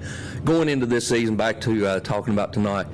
The Cyclone team, we had a big old bullseye, not only on our front but also on their back. The loss against Greenville, as painful as it was, how did you see going in the Daniel Boone game last week, which is a very pesky Boone team? How did you see that we learned from that loss going against Greenville that we brought into Daniel Boone? We just learned that, we just got to bounce back. Everybody was counting on us to bounce back from that loss, and we did, and I feel like that was really important for us. And going into tonight's game, this is the first game truly of the long road game of the year. The longest one we got this year, not counting Science Hill, which was hop, skip, and jump. How do you and your teammates prepare yourself? First of all, you're out of school on Friday, game day, which is something that only happens around fall break. So how do you prepare yourself getting ready when you're out of the ritual of getting up, coming to class, going to school, and then getting ready to play ball? How will you get yourself ready?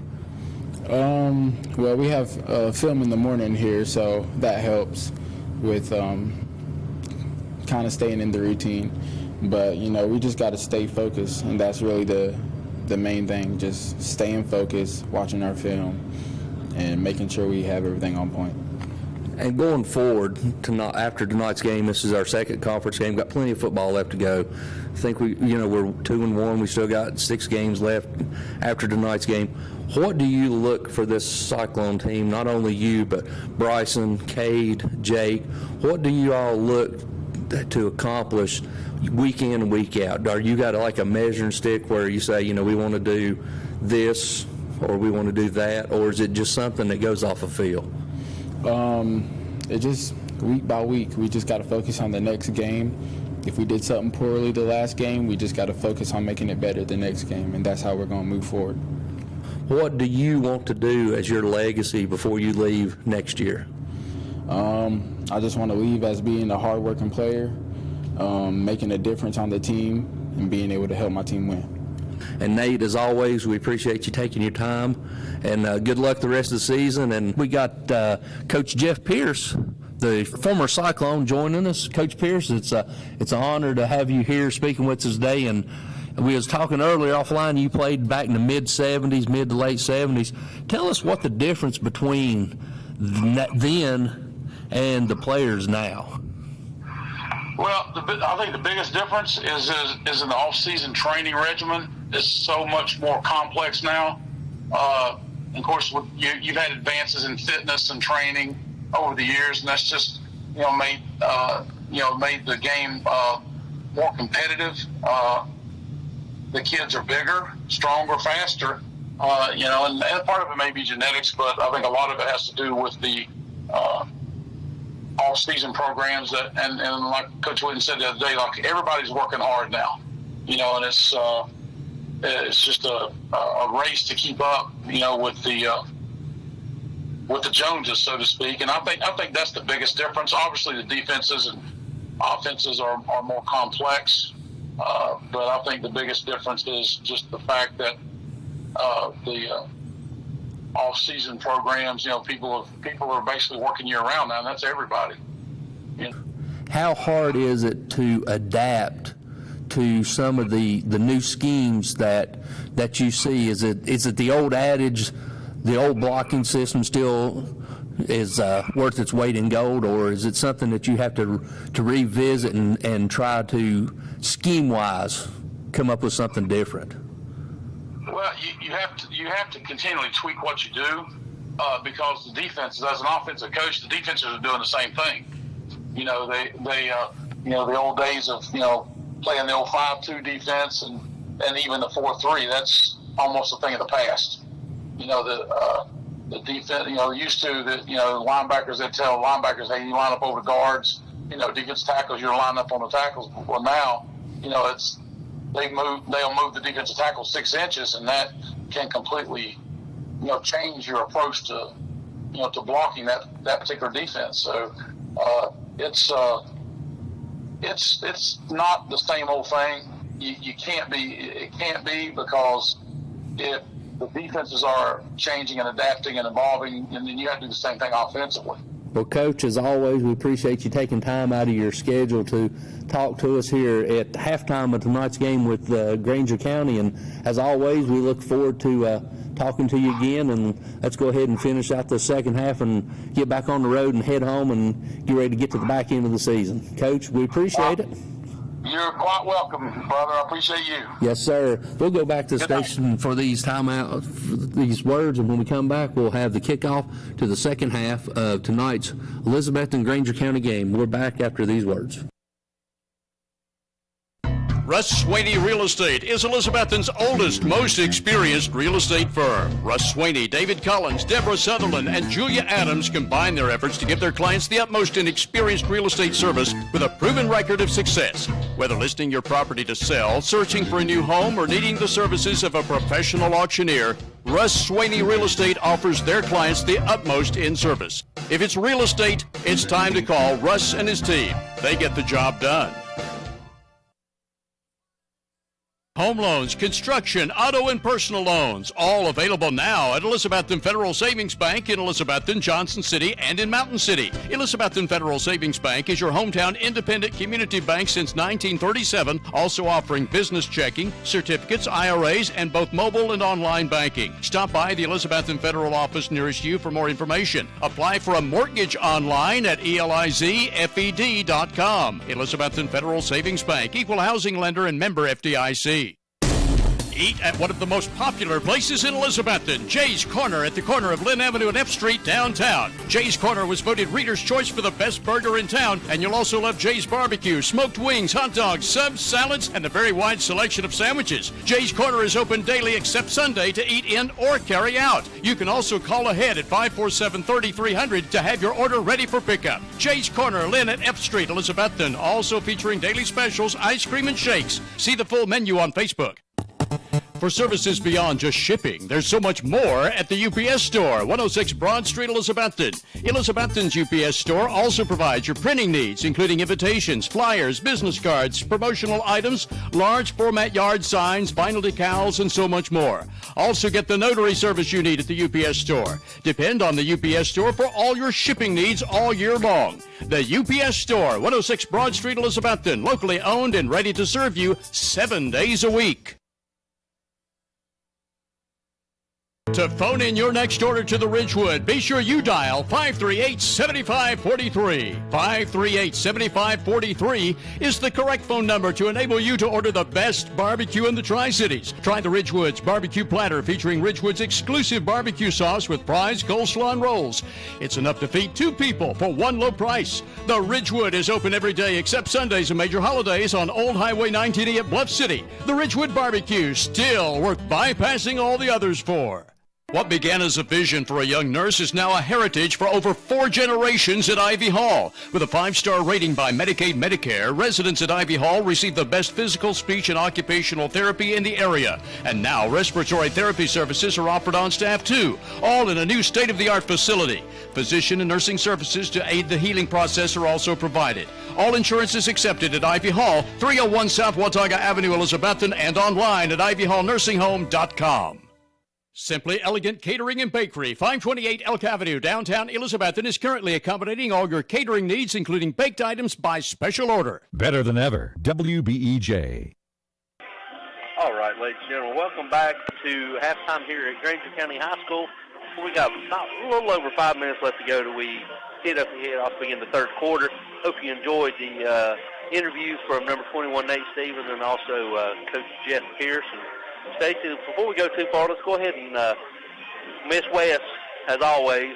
So this is the best that I could do with my scoring recap. So I Swingbanger's over there to race tonight. His band's playing, so didn't have him here tonight. So we got Tony's stats here at halftime. And they're generic.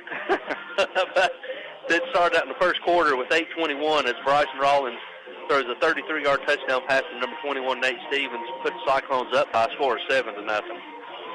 Then with 5:53 to go in the first period, number 5 finished off what he started with a big pass catch and to get the Cyclones down first and goal. Then he takes it over Cade Russell with a 1-yard run to make it 14-0.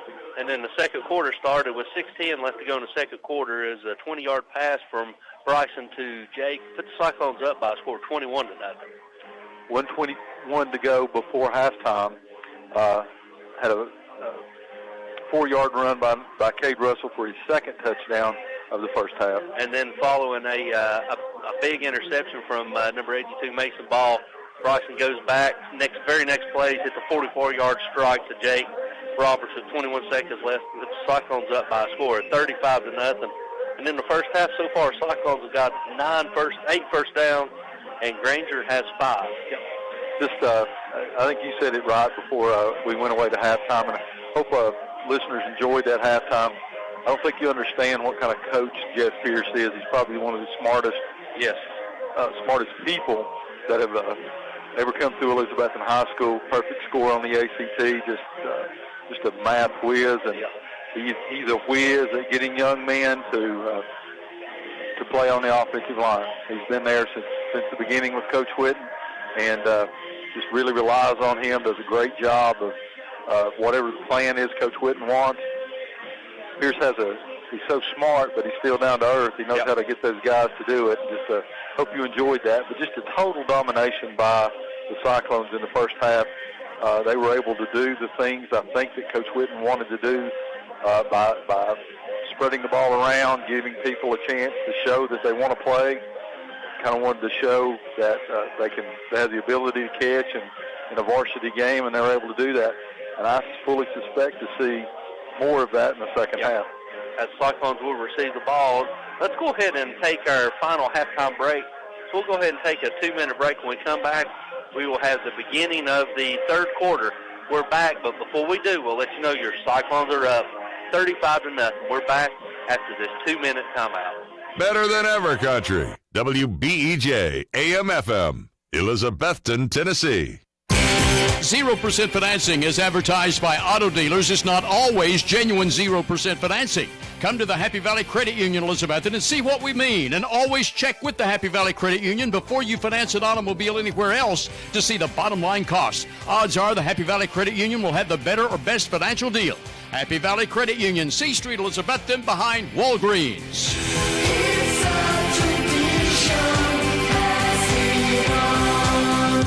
Come see the all-new 401 Hatcher Lane showroom location of your AMAR automatic garage door opening system dealer in Elizabethton, Rocky Top Garage Doors. Mitch Parlier, owner of Rocky Top Garage Door Service, has provided sales, service, and installation of garage doors for over 30 years and is Elizabethton's AMAR door and linear and liftmaster door opener dealer. Tell them what to do with their garage door breaks, Lexi. Call my papa at Rocky Top Garage Door, 518-1516.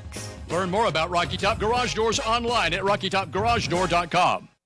Signature Healthcare of Elizabethton Rehab and Wellness Center has been faithfully serving the Elizabethton and surrounding area for around 40 years, offering physical, occupational, and speech therapies tailored to meet your specific needs. The facility is clean, faces are friendly, and they strive to provide the best care to all who enter their doors. Remember, if you feel like you're sitting on the sidelines of life due to a sickness that's got you down, let Signature Healthcare of Elizabethton help you get back into your game. People you know, caring for people you love. And go Cyclones! Taco John's Elizabethton announces yet another all-new burrito.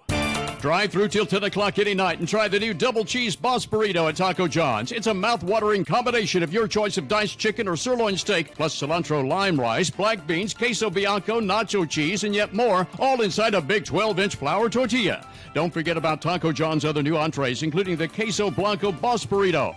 Drive through till 10 o'clock every night at Taco John's, Broad Street at Sycamore, Elizabethton. The drive-through window is open for your convenience at Reed Pharmacy, West Elk Avenue, Elizabethton, across from the high school, with quality prescriptions for people and pets. Better than ever. WBEJ.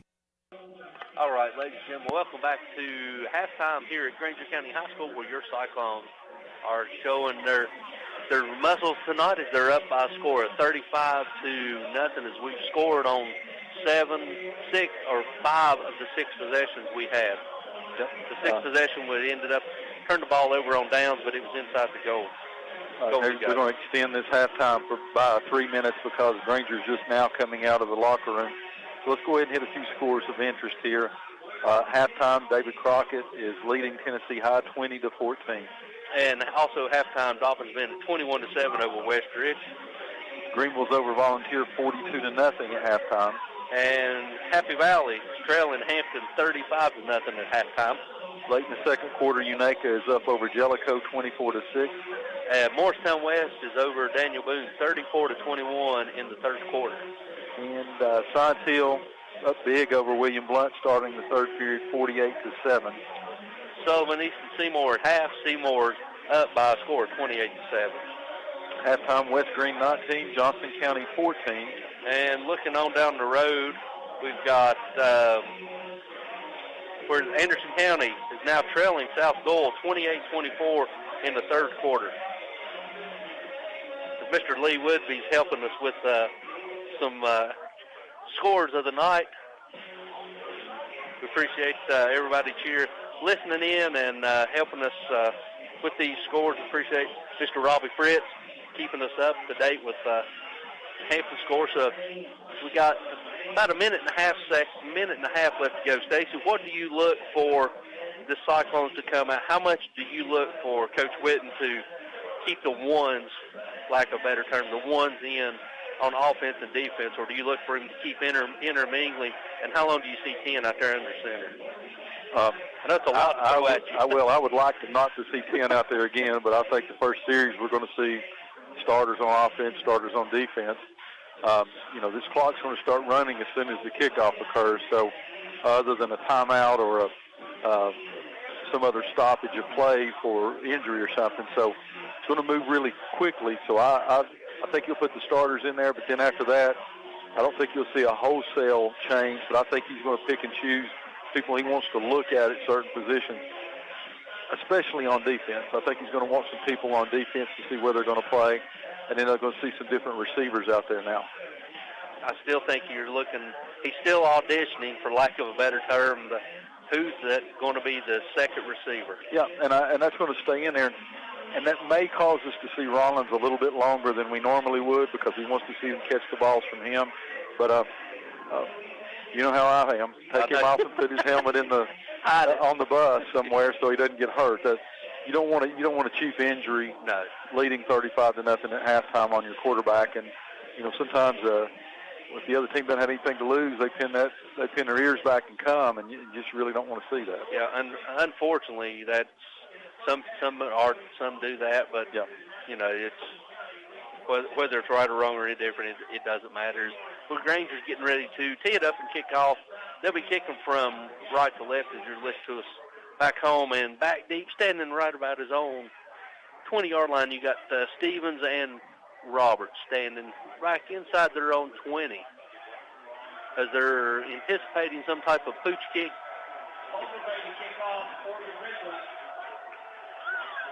It's going to set the ball up right dead center at the 40-yard line. Referee blows it in as Overby gets it, and it's going to be a high spinning kick that's going to take a Cyclone bounce up into the arms of number 19, Teddy Orton, right at the 39-yard line, where the Cyclones will take over first and 10. As we said, clock ticking down to 11:30 to go here. in your third period. Cyclones take their time coming out. It looks like it is, in fact, going to be the starting offense for the Cyclones. As the Cyclones break the huddle, they're going to come out. You're going to have twins to the left, single receiver to the right. Holzer is going to be your tailback, lined up to the right side of Rollins. Rollins has for the snap, gets it back to pass. Double play fake, he throws it to Nate and throws a bad pass behind Nate. Yep. Had him wide open on that slant, but threw it about 3 yards behind him. He threw a slant. Nate ran a slant. He threw a sideline pattern. So even on the incomplete pass, clock still continues to tick down now under 10 minutes to go. Nate Stevens over here on the near side to us.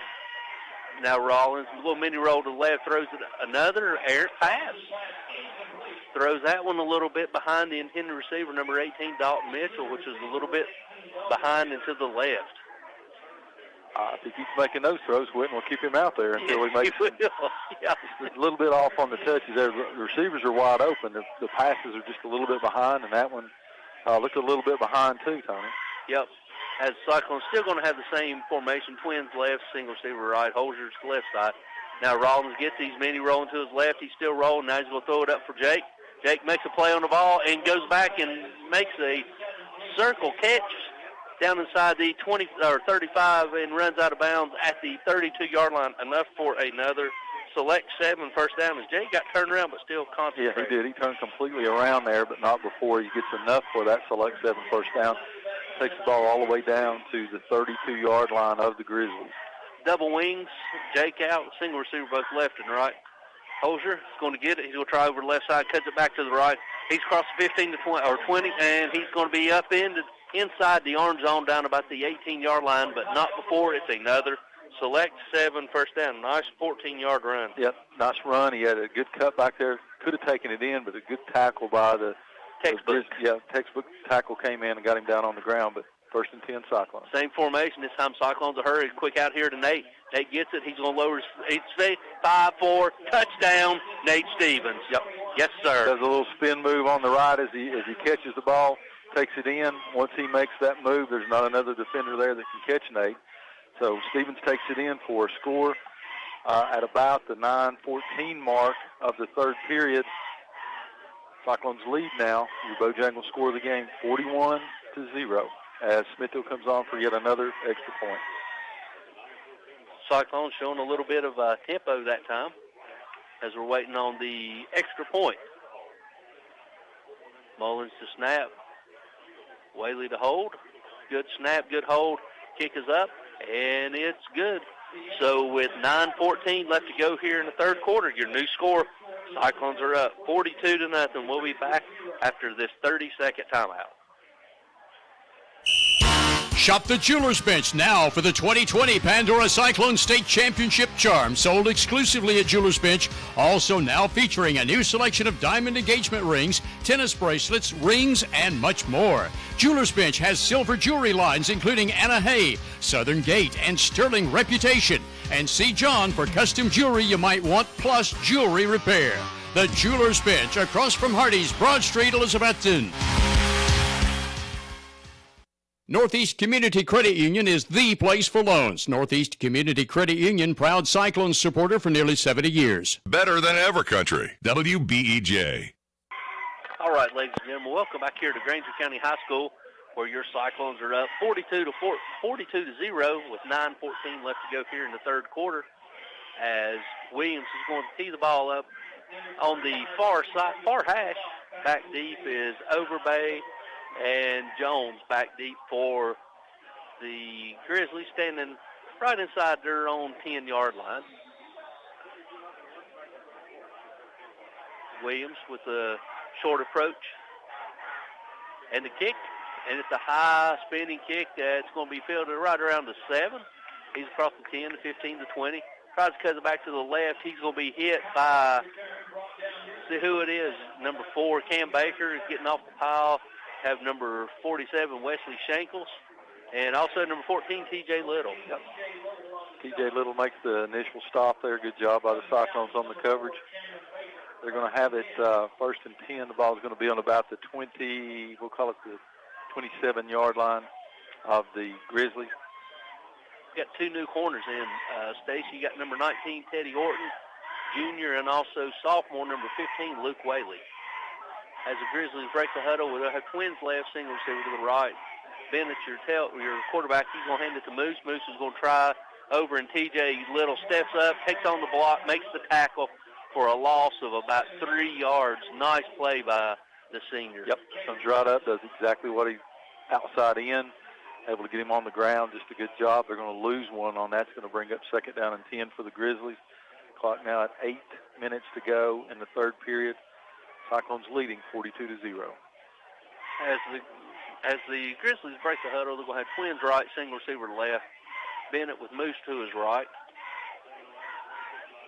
This time he's going to hand it to Moose. Moose is going to try the left side again. He's going to go across the 30, up near the 32-yard line where he's tackled by number 40, Harrison Lane, and also safety number 18, Dalton Mitchell. Good job that time. Cannon's double-teamed over here on this side. They're able to get a little seam out there. Picks up pretty good yardage there. It's going to bring up 3rd down, and we'll call it 6, Tony? 5. About 5. 3rd down and 5. Ball's on the Grizzly 33-yard line. 7:20 to go in the third period. Grizzlies don't appear to be in a hurry either, Tony. No, they're not in hurries. They break the huddle with twins right, single receiver left. This time Moose lines up wide left of the quarterback, Bennett. Bennett gets it. He's going to quick toss it out here. Moose is going to be hitting the backfield, and he's going to lose yardage. Number 80, Bradley Cannon, blew that up from the beginning. Yep, number 55, Drew Turner, comes in there and mops it up. Good job by the Cyclone defensive line there. Got J.C. Andes in there, sophomore, 6'1", 200 pounds, number 52. Good job on that play, too. And it looks like the Grizzlies are going to come out and try to punt. I think they're averaging about 9 yards of punt tonight, so let's see if Jake gets a chance here to run one back. As Robert's standing about his own 43, 42-yard line waiting.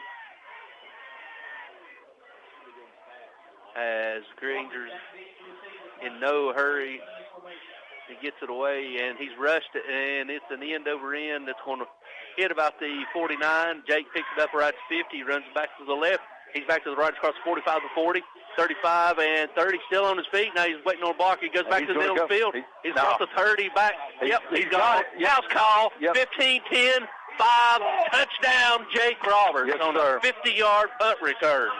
Ladies and gentlemen, that ball's kind of end over end. It stops about the 49-yard line of the Cyclones. Roberts picks it up, runs straight ahead to the left, to the right, back to the left, picks up a couple of key blocks, and there you have the special teams touchdown that we've been missing. Good job by the senior there to pick that up and take it back. You could tell he wanted that one, Tom. Oh, yeah, he did. You could tell they wanted it for him.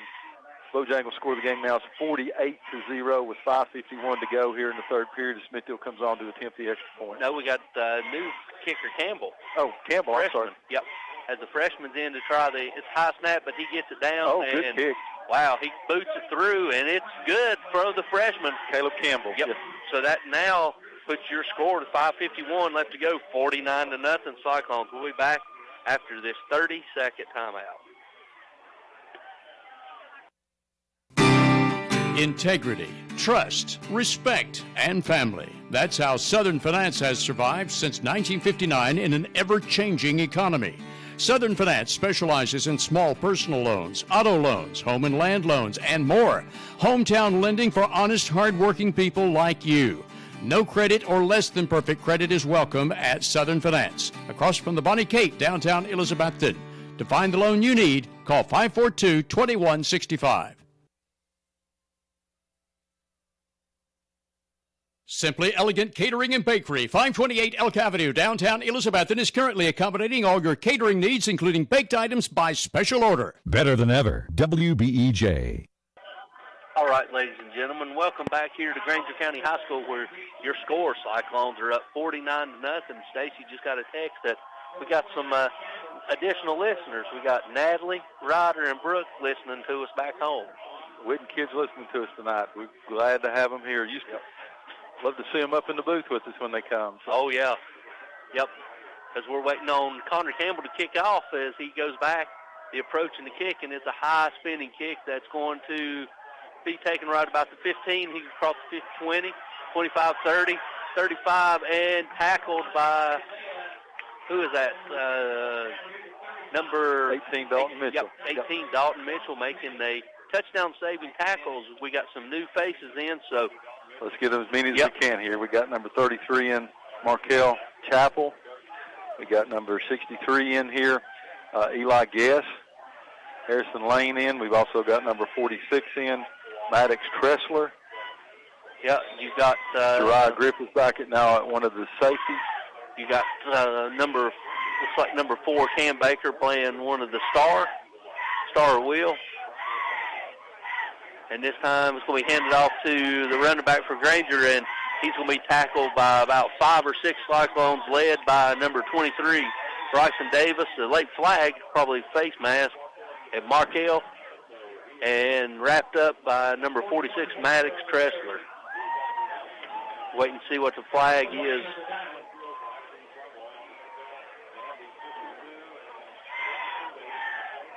Clock stops, 4:45 to go on the penalty. And they're going to call a 5-yard face mask against the Cyclones. So it'll be a spot foul. So I don't think they ended up calling a personal foul. I just think they did a 5-yard. Yep, it is a 5-yard marked out from the spot of the foul, so they should replay first down. So it's going to bring up a first down and 8 for the Grizzlies, as the Grizzlies are looking over getting the plays. The referee's yet to blow it in, and he blows it in. 4:40 left to go here in the third quarter. All Cyclones, 49-0.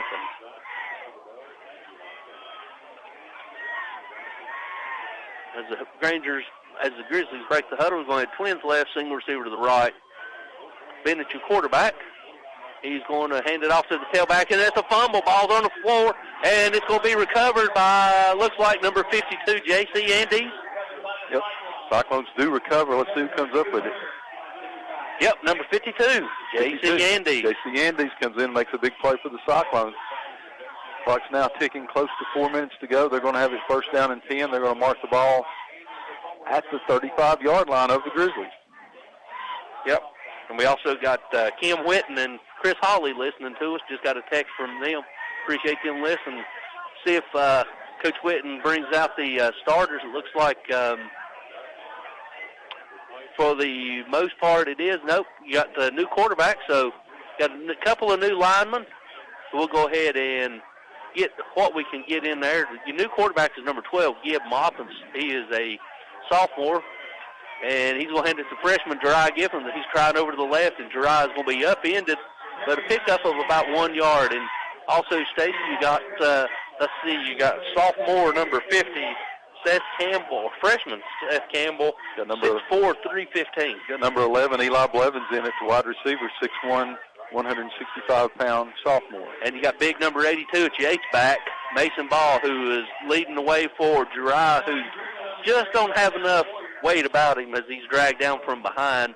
Pickup of about 2 yards as they take Dry out and bring in number 27, Holzer. Let's see, you also got number 90, Ben Adams is in there. You got number 77, Caden Drain. Number 50, Seth Campbell. Number 58, who is actually not a Mullins, which is kind of strange to see, is Andrew White. Gibbs got it, and he passes out to Eli Williams. Eli gets it. Blevins. Blevins. He's across the 25 and down to the inside the 25, enough for a select 7 first down. Nice grab by number 11. Had a big touchdown catch in the JV game the other day. Acrobatic catch. Used to catch a ball here in the varsity game. Give the Cyclones a select 7 first down. Yep, Holzer gets it, and he's following the lead block of number 82, Mason Ball, and Holzer just drives his feet down inside the 10, down inside the 15, or down inside the 15, about the 14, 13, and that's enough for another select 7 first down for the Cyclones. 1st and 10 inside the orange zone for the Cyclones. The Cyclones are showing a little bit of tempo here, Stacy.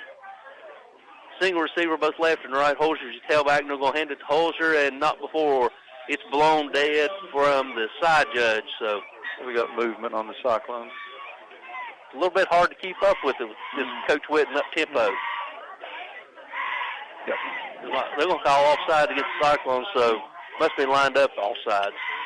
So it's going to back us up 5 yards, so it's going to bring up first down and 15 for the Cyclones right about the 18-yard line. We're 1:30 left to go here in the third quarter. Single receiver, both left and right. Holzer to the right side of Gibb. Gibbs got it, and he's going to hand it to Holzer. Holzer's going to try out wide to the left. He's going to hit the corner. He's going to lower his shoulder. He's still driving his feet down inside the 10, down inside the 5, and see where they mark him from up here. It looks like close to the 5-yard line. So a nice hard run by the sophomore. Pickup of about 12 or 13 yards. We'll bring up second down, and we'll call it 2 as we're approaching 1 minute left to go here in the third quarter. Kid's got some speed, Tom. Yes, he does. Snap, hand it to Holzer again. Holzer dances in the backfield. He lowers his shoulder. He's down inside the 5. And touchdown, Holzer. Yep, good hard run. He earned that one, Tony. Yes. Right to the line, carries him on in. So with that, with 40 seconds to go before the end of your third period, Cyclones go up now big, 55-0. As the freshman, Caleb Campbell, comes on to attempt another extra point.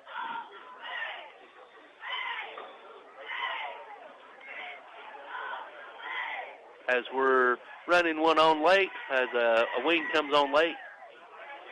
Waiting on the snap from Mullins and the hold from Whaley.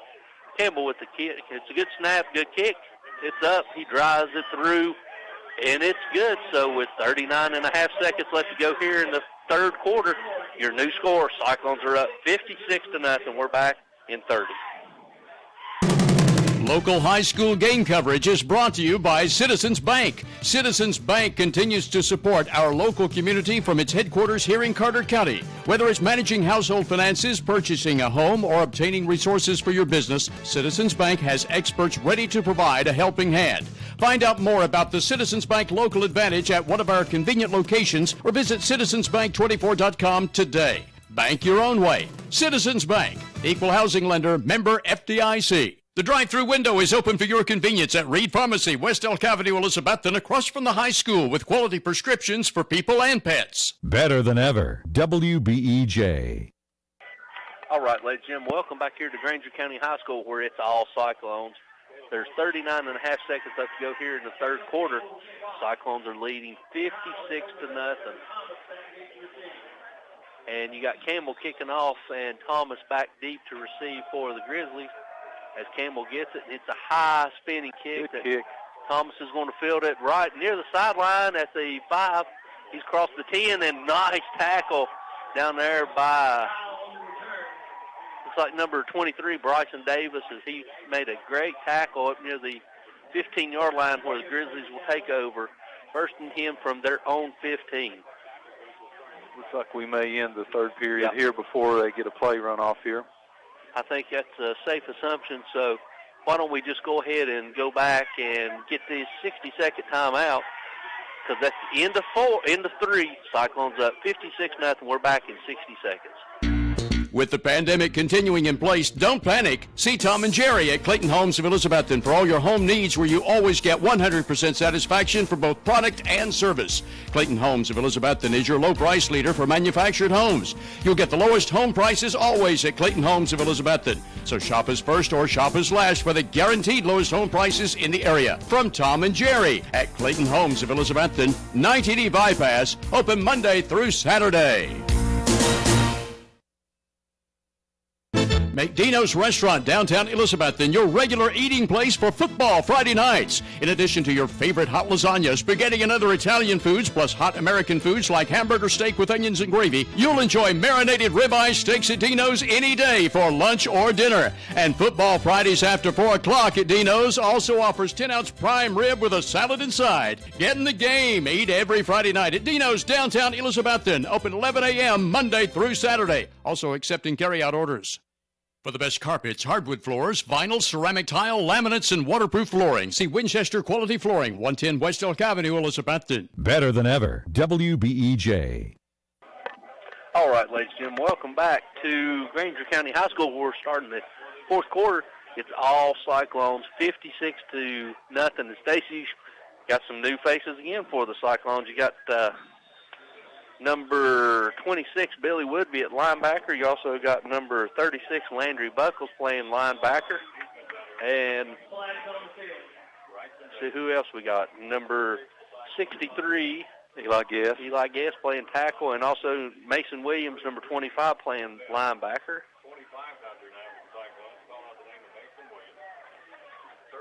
36, Landry Buckles in there, freshman, 5'10", 165, playing one of the linebackers. Yep. As they got trips to the left, and they're going to hand it to Moose. Moose is going to try, and he's going to be hitting the backfield by Bryson Davis, who finally decided to come and play here hard tonight. Yep. He's intense. When he wants to play, he can be a beast. He is a beast. He 6'3", 215 pounds. Really need him. Really need him to step up here. They could really use him as the season goes on. I mean, he's got the frame, Lord. When he decides to play, you can't stop him. Well, we talked about a little bit, Tony. Confidence. Confidence breeds a lot of enthusiasm here. So it does. Ticking down now, 10:50 to go in your ball game. Cyclones up big. Your Bojangles score the game 56-0. As Grizzlies no huddle, no hurry. They break the huddle with Twins left, single receivers right. Back to pass to Ben. He's going to throw a quick out, and it's going to be caught by the receiver. He's across the 25 to 30, and he's going to be up near the 31, enough for a Granger Grizzly first down, as he's a little bit slow in getting up, Stacy. Yep, got number 6, Jesse Whitehead, in there at one of the safeties, along with number 4, Cam Baker. Got an injury timeout. When we do, let's send it back to the station for a 30-second timeout. If he stays down, we'll take a little bit longer. But as we do, 10:21 to go in your ball game. Cyclones up big, 56-0. Hermitage Health Center is a 70-bed nursing and rehabilitation 5-star facility in Elizabethton with a reputable therapy team offering physical, occupational, and speech services 7 days a week. Their Rehab to Home program focuses on the goal of returning residents home, re-energized and with more mobility. Schedule your tour today at Hermitage Health Center, 1633 Hillview Drive, Elizabethton, 543-2571.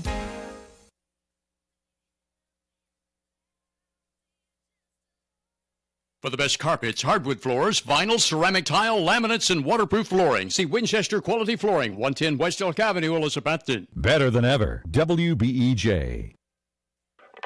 All right, ladies and gentlemen, injured Grizzly was number 89, Landon Hughes, who hopped off under his own power, as they're going to break the huddle with Twins to the left, single receiver to the right. Logan Thomas was the injury. Oh, Logan Thomas. Sorry. Looked at the wrong roster. You had our roster. Okay, sorry. 10:21 left to go here in the fourth period. You don't want to scare mom or daddy. That's true. Sorry. My apologies. As we're waiting on the referee to blow it in. As he blows it in, Grizzlies got a 1st and 10 from their own 32. Back to pass has been. He's looking. It's a one-man route, and it's going to be way out of bounds, intended for a receiver, as good coverage by number 15, Luke Whaley. Yep, good job that time. Good awareness to back off and not create a penalty, because that pass was way out of bounds. Yep. Clock ticking, 9:52 to go in your ball game. Cyclones have a lot of young people in there. Got some freshmen, got some sophomores in there with some playing time. Up big, 56-0. As the Grizzlies break the huddle, you got Twins left, single receiver to the right. And they're going to try a quarterback keeper to the left. He's looking, he's going to roll, and he's going to throw it. Kill a worm. Yeah. Threw that one in the dirt. Yes, he did. It's going to bring up 3rd down and 10 for the Grizzlies. As they're down under 9-10 left to go, Cyclones are up 56-0. Looks like we're going to even our record in the conference to 1-1 as we get ready to take on the Anderson County Mavericks. We mentioned 89, Landon Hughes. He's now in at the left defensive tackle, so we'll get his name in there. He's in there playing now. Now he's in there. I knew I was going to get him. Just early. Nostratomy. And he's going to draw a 5-yard penalty as he jumps offside, a little anxious. Yep, got number 41 in there now playing too, Hunter Franklin. He also got number 57, Brock Stewart, Blake's younger brother, freshman, playing at defensive tackle. An update now from Robbie Fritz. Hampton up 42-0 now. As Hampton's rolling away with it. It's going to be a 5-yard penalty, so it's going to make it third down, and we'll call it about 7. Right at the 36, 37-yard line of the Grizzlies. And almost got another 5. Bennett back to pass. He throws a quick out and easily jumped on it is Whaley, but not before the catch is made, and that's enough for a Grizzly first down. Grizzlies will have it first down and 10. Ball is going to be placed. Let's let them set the ball down here. It looks like about the 44-yard line. We've got 3 people back in Elizabethton listening to us, called into the station there in their backyard with the bonfire listening. Tony Nave, Ricky Townsend, Draven Townsend Barton. Glad to have you here with us tonight. As Draven Townsend, that message is from Barton. Yep, Draven Townsend. Appreciate y'all listening on a beautiful evening as Grizzly quarterback rolled out to his left, tried to pitch it forward as he was being pressured by number 36, Landry Buckles. The pass falls incomplete as Stacy got a newcomer coming in. That's number 92, Andrew Vance, freshman, 5'10", 190, playing defensive end. Appreciate all our listeners tonight. Yes. Great night for a bonfire. Listen to the Cyclones here on WBEJ 107.9, 1240 AM, and all over the World Wide Web at WBEJ.com. For over 50 years bringing you Cyclone football. Back to pass. No, he hands it off to Muse, the quarterback. Running back, he's going to try over the left guard, and he's going to be tackled one-handed by number 62. Made the tackle, Gavin Kodak. To reach that big paw out. Made the tackle for about a 3-yard gain, so bring up third down to 7. Cyclones substituting freely now. Big Jordy Harrison getting those guys in there to get banged on every week. Defensive line getting a chance to play. Yep. Eli Blevins here in the corner here on this side too. And it's to the tailback, and the tailback's going to be nice play. Slam backwards, and that was a combination of number 63, Eli Guess, and also 92, Andrew Vance. Good play by the Cyclones. So we got Eli Blevins here at the left corner. Got number 8, Josh Sweeney, in there at one of the safeties. Nope. That's 6, Whitehead. Whitehead, I'm sorry. Yep. Not number 8, number 6. And you also had number 20, Reddick, in there playing at linebacker. And also you got the other far corner is number 80, it's 86, Edwin Menendez. Back to pass is Bennett. He's looking. He's going to hit the intended receiver across the 45, down near the 43-yard line, pick up enough for a Grizzly first down. See any more in there, Stacy? Yeah, you got number 31, Jacob Shelton, in, playing outside linebacker.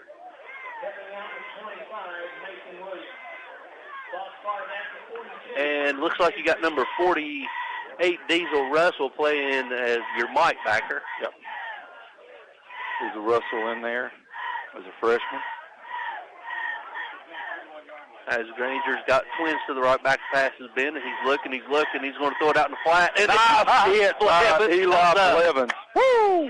Number 11 just absolutely laid that receiver out as soon as he caught the ball. Good. Textbook tackle, big hit. That's got to make that young man feel good. Big hit by Eli Blevins, number 11. That'll be on the highlight film next week. It certainly will. 4:35 to go here in your ball game. Cyclones up big, 56-0. And just as important right now, some of these young Cyclones getting a lot of experience, a lot of chance to get their names called. Yeah, we're doing the best we can, so we're scanning over. Hit of the night right there, Tommy. Yep. We got number 83, Riddle, in, playing corner on the far side.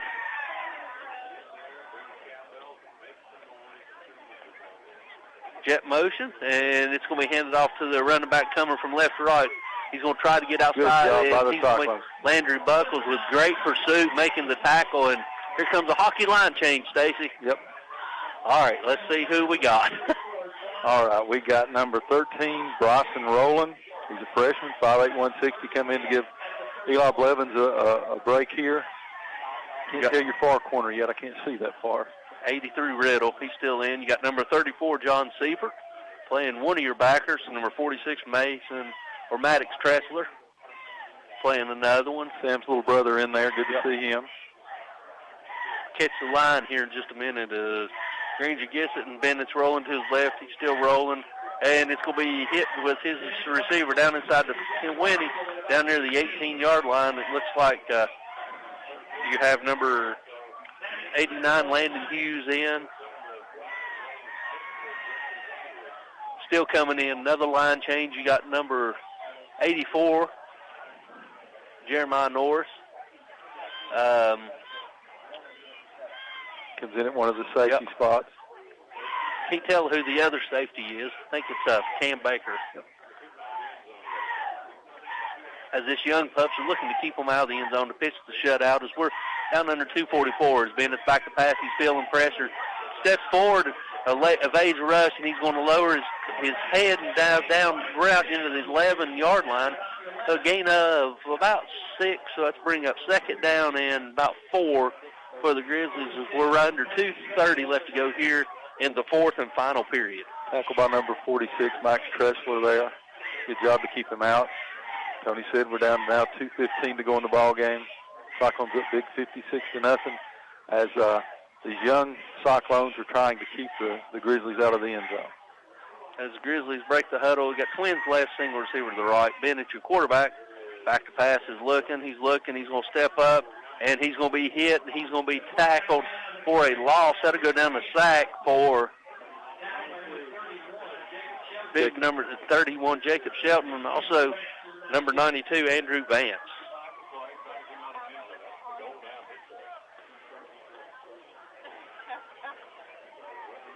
Cyclones run in number 26, Billy Woodby. Another freshman. Down to 1:30. Granger's in no hurry. They're still in the huddle. Playing clock's down to 1:27. We appreciate all of you listening to Stacy and myself. We get the privilege and honor of calling this great sport. Twins right, single receiver to the left. And it's going to be offsides again for the Cyclones. It's getting a little bit too antsy, Stacy. They're excited. Tom. They are. Can't blame them.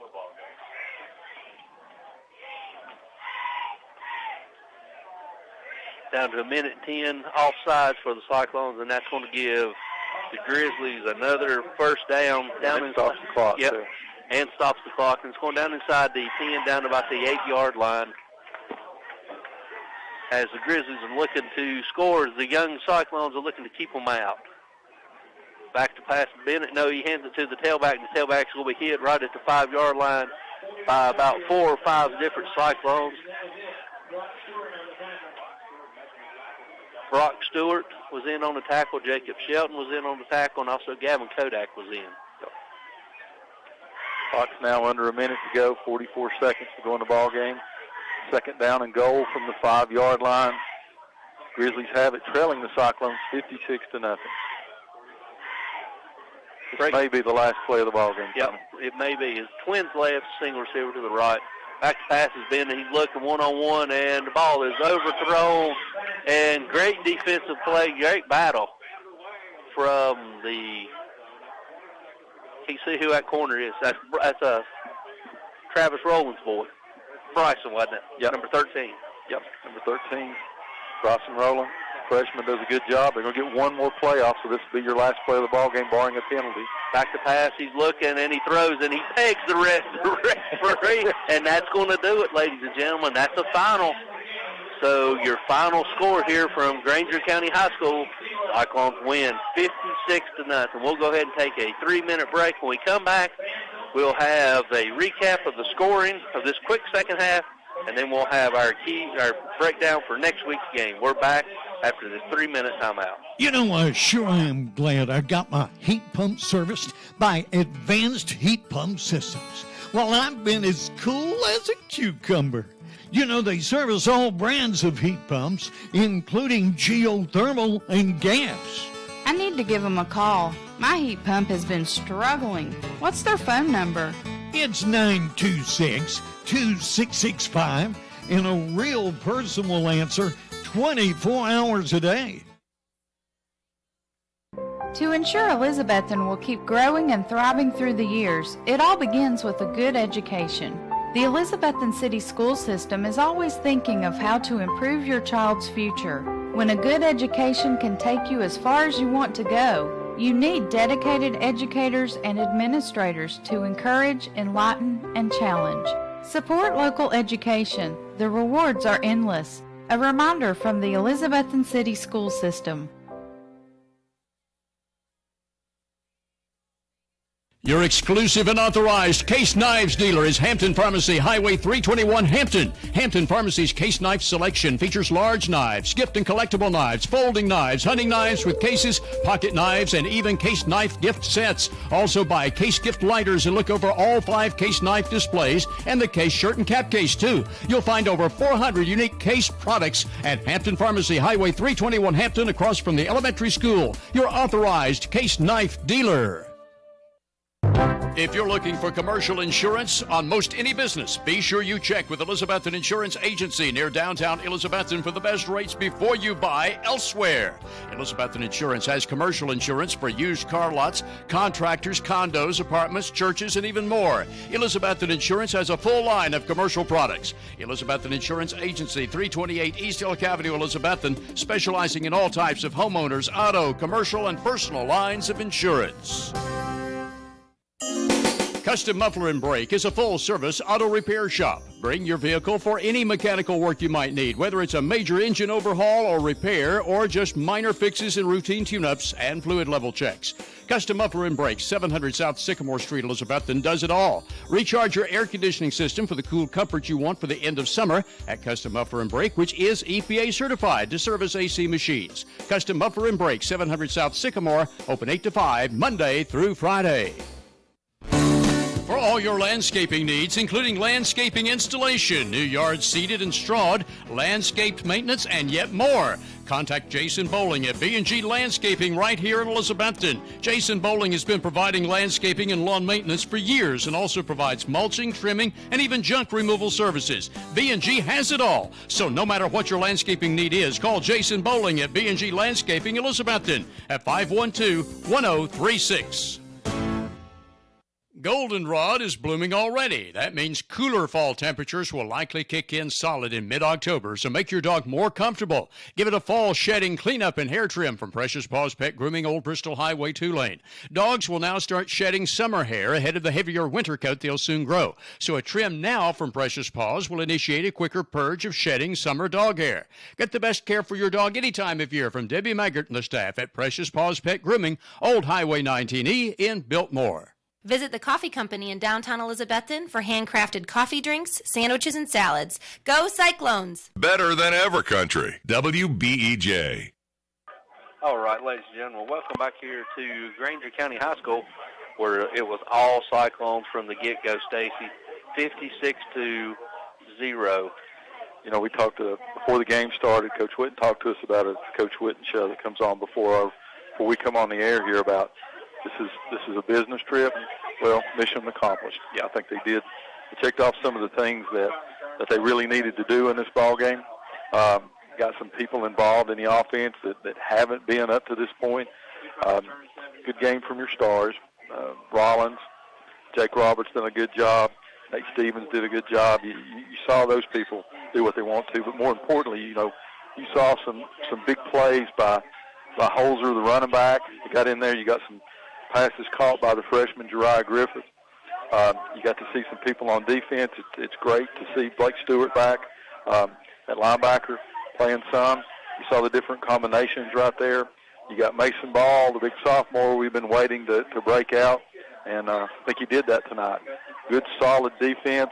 Showed he's got some hands on him, too, so maybe we'll see that hand down on offense, play a little tight end like another 82 we know. And as they come in at the end, good experience for the Cyclones, and when they get a chance, just like Eli Blevins stepping up right there, gets a chance to play some cornerback. Been playing safety some in JV games. He comes in there at corner and lays a big hit on there. So not only did they see that, but this young team gets a little confidence now. Yep, Coach Whitten probably had, the certain items he wanted to do and certain players he wanted to see. And I think, the biggest thing is they get this on film next week. Right. So they're going to see 21 on the go route, right. More than once, more than twice, 3 times.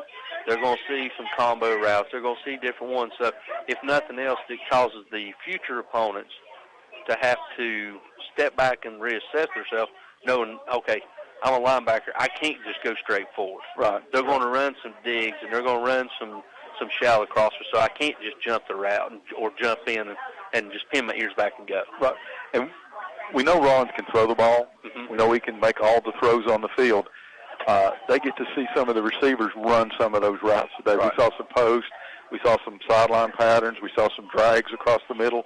So a lot of things here to digest that the Cyclones did tonight. You know, and it's, we went a long time into the first period before we ever saw the first running play. Yeah. So,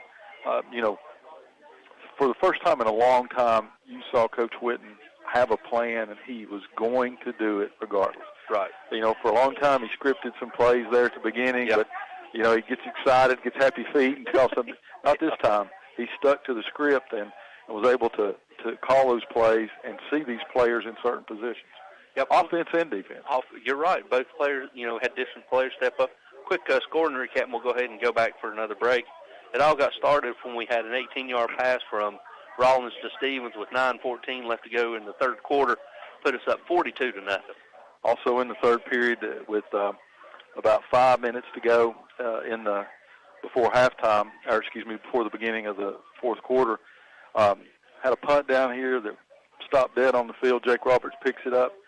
About 5 excellent moves, takes it all the way across the other side of the field, more importantly, into the end zone to put the Cyclones up 49-0. And usually when you, just to piggyback on that, usually when you see a punt coming from the right to the left, there's going to be a flag. Yep.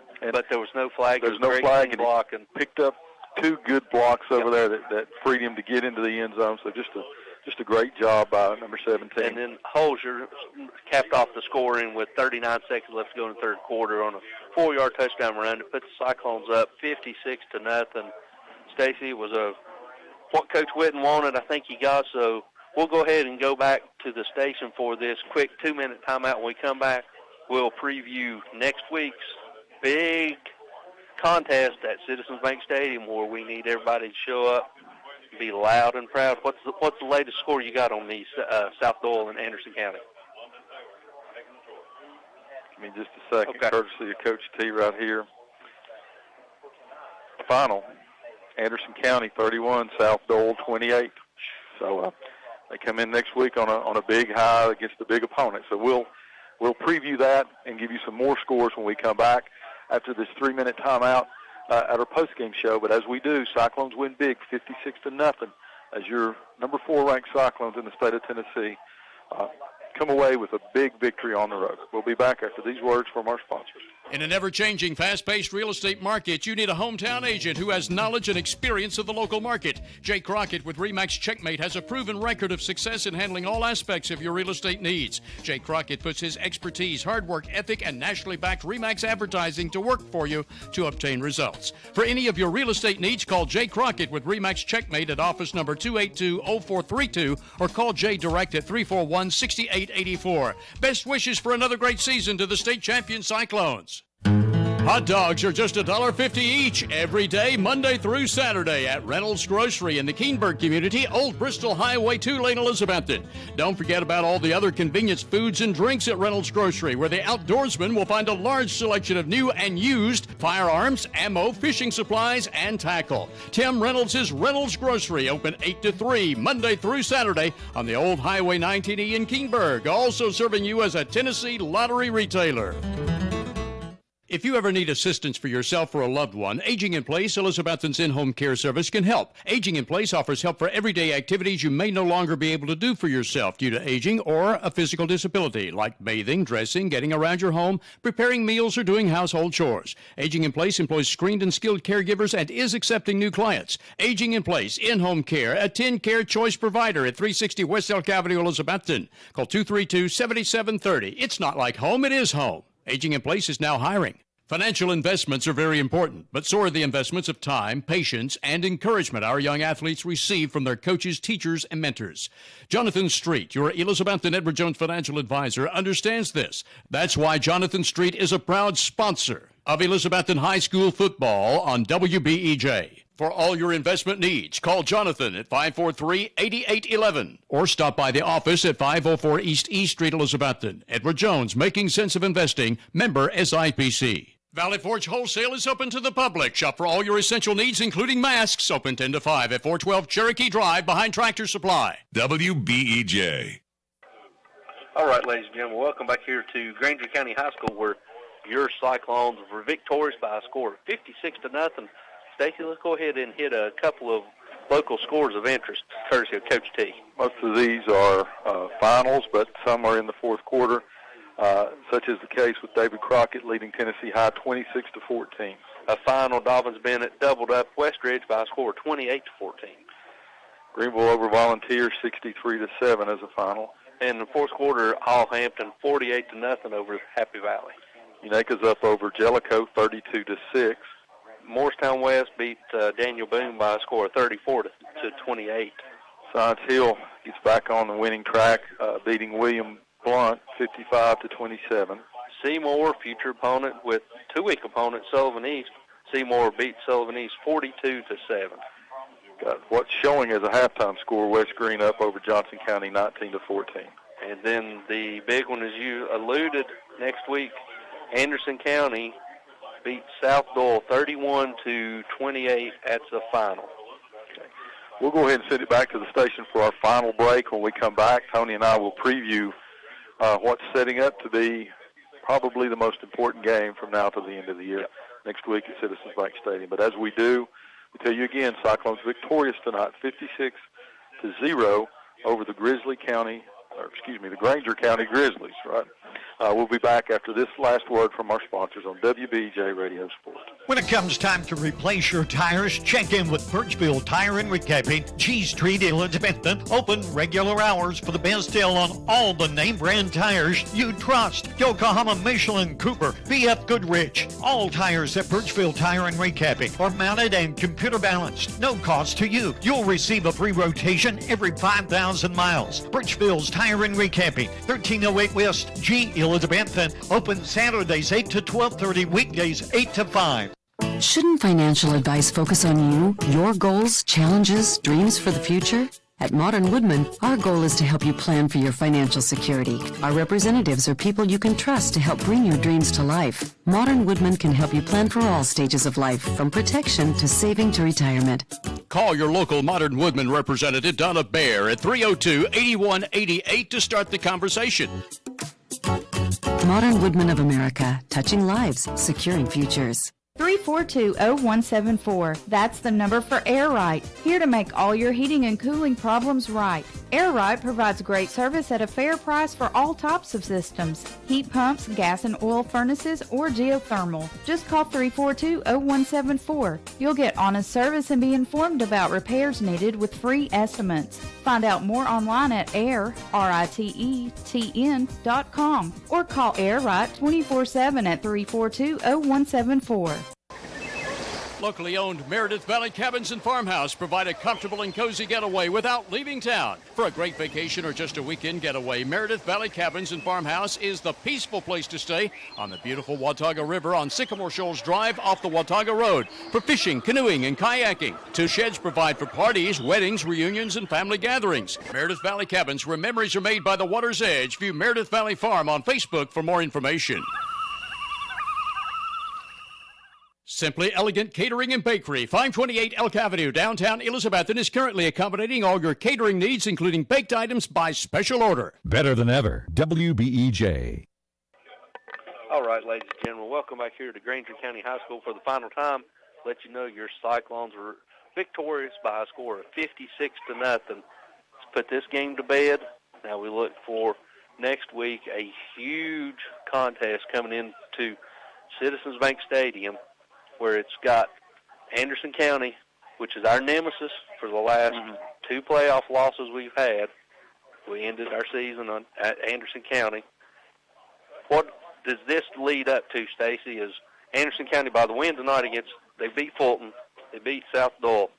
So by all chances, of probably 99% chance, they're going to be the number 1 seed. So as it speaks now, if we win out, when round one of the playoffs, we got to go back to that place again. Yep. And we've talked about this a lot. That was the year that Carter Everett, Corey Russell were seniors and went down there and just sky high, and so were they. And this is a different team for the Cyclones. It was a different team for Anderson County, but I still got the press pass that we had from that game. That's such a bad taste they left in the mouth, and I've been waiting to excise that taste from Anderson County. They get to come to, for the first time, they get to come to Citizens Bank Stadium. And, that Greenville game for the Cyclones was big, but this is extremely important. Yeah. Cyclones cannot have two losses in the region, and they can't lose to both Greenville and Anderson County during the regular season and put themselves in just an almost impossible situation when the playoff time comes. So we're not trying to oversell anything here. This game next week against the Mavericks is absolutely crucial, absolutely huge, and it is in no way a breather. That is the most intense team that I've ever seen play. Anderson County on offense and defense is just attack. And, you and I were talking a little bit before the game started here off air. South Dole may have the best running back in the state of Tennessee. And, of course, we hadn't seen the film yet. We don't know what happened, except Anderson County came out of there with a win tonight. So tough task for these young Cyclones next week, but it's also very, very important that they come out of Citizens Bank Stadium next Friday with a victory. One of the biggest things this young Cyclone team is going to need next week is if they come out with a victory at Citizens Bank Stadium, that gives them the confidence that we need going forward, and that lets them know that, hey, all this hard work that we've been putting in, we've been a step late here, a step late there, half a step here, that it does pay off, and it also sends a message to the rest of the East Tennessee and Middle Tennessee that, hey, even though we lost, it's still, we're in the championship mix. Right. And in a game like tonight, I know nobody wants to see a 56-0 ball game. Right. And drive an hour and 45 minutes to watch it, except for those mom and daddies over there in the stands and our listeners that's got grandchildren and children and so forth that couldn't make it down here tonight. They want to hear their name called. But you can't overemphasize with a team such as this, as young as we are, and what Coach Ryan Whitten talked about a little bit, this team just needs some confidence. Mm-hmm. Games like tonight, they give that confidence. And I'll tell you when you'll see it rather than sit on the sidelines for 4 quarters as a freshman with your hand stuck down in the front of your pants and trying to get a water bottle or sneaking a stick of gum or something to chew. They got in this ball game. Come Monday, when Coach Whitten puts that game plan in for Anderson County, these kids are going to come out there with a little more pep in their step. They're thinking, hey, I'm on this team. I'm playing on the varsity on Friday nights, and I'm getting that chance because of what I do during the JV games and at practice. So this couldn't be more important for the performance tonight that the Cyclones had here. Some of those young kids get in there and get a little taste of it and say, hey, at the end of the day, it's still just football. Let's go ahead and play. Let's go ahead and let it loose. Not be worried about making a mistake. We got some linebackers in there now. Blake Stewart had a big game coming back here. Mason Ball finally made that big play we've been looking for on the interception. So Cyclones should go in attitude-wise and enthusiasm-wise even better than the Greenville game. And in a lot of ways, this is more important than that Greenville game. It is. So we encourage anyone and everyone to show up next Friday night with your cowbells and more cowbells and more cowbells, and just be alert on social medias. We'll list probably whether it be a blackout, an orange out, or something like that, just to show these kids when they look up there and they see a sea of orange or a blackout, how much confidence it gives them to know that this community is standing behind them. So just stay with social media, listening to tweet it out, or the Cyclone Touchdown Club Facebook page. We'll send out messages. But more importantly, going forward, when you see these kids out, tell them how great they played, and you appreciate the effort they put forward, so that Stacy and myself can bring you the call, or you can sit in the stand and watch that it's truly something that we are very blessed that we're able to do in this great country. So Stacy, I appreciate you and look forward to next week. We'll start off with 6 o'clock Murphy Fair, and the Coach Sean Witten Show is 6:30. Stacy and myself will be live at 7 from beautiful Citizen Bank Stadium as we'll get ready to tee it up and kick off a crucial, huge 4A contest between your Elizabethton Cyclones and the Anderson County Mavericks. Join us next week. And always, as John Holsclaw used to say, good night, God bless, and go Cyclones. We'll see you next week. You've been listening to BEJ AM/FM, Elizabethton, Tennessee.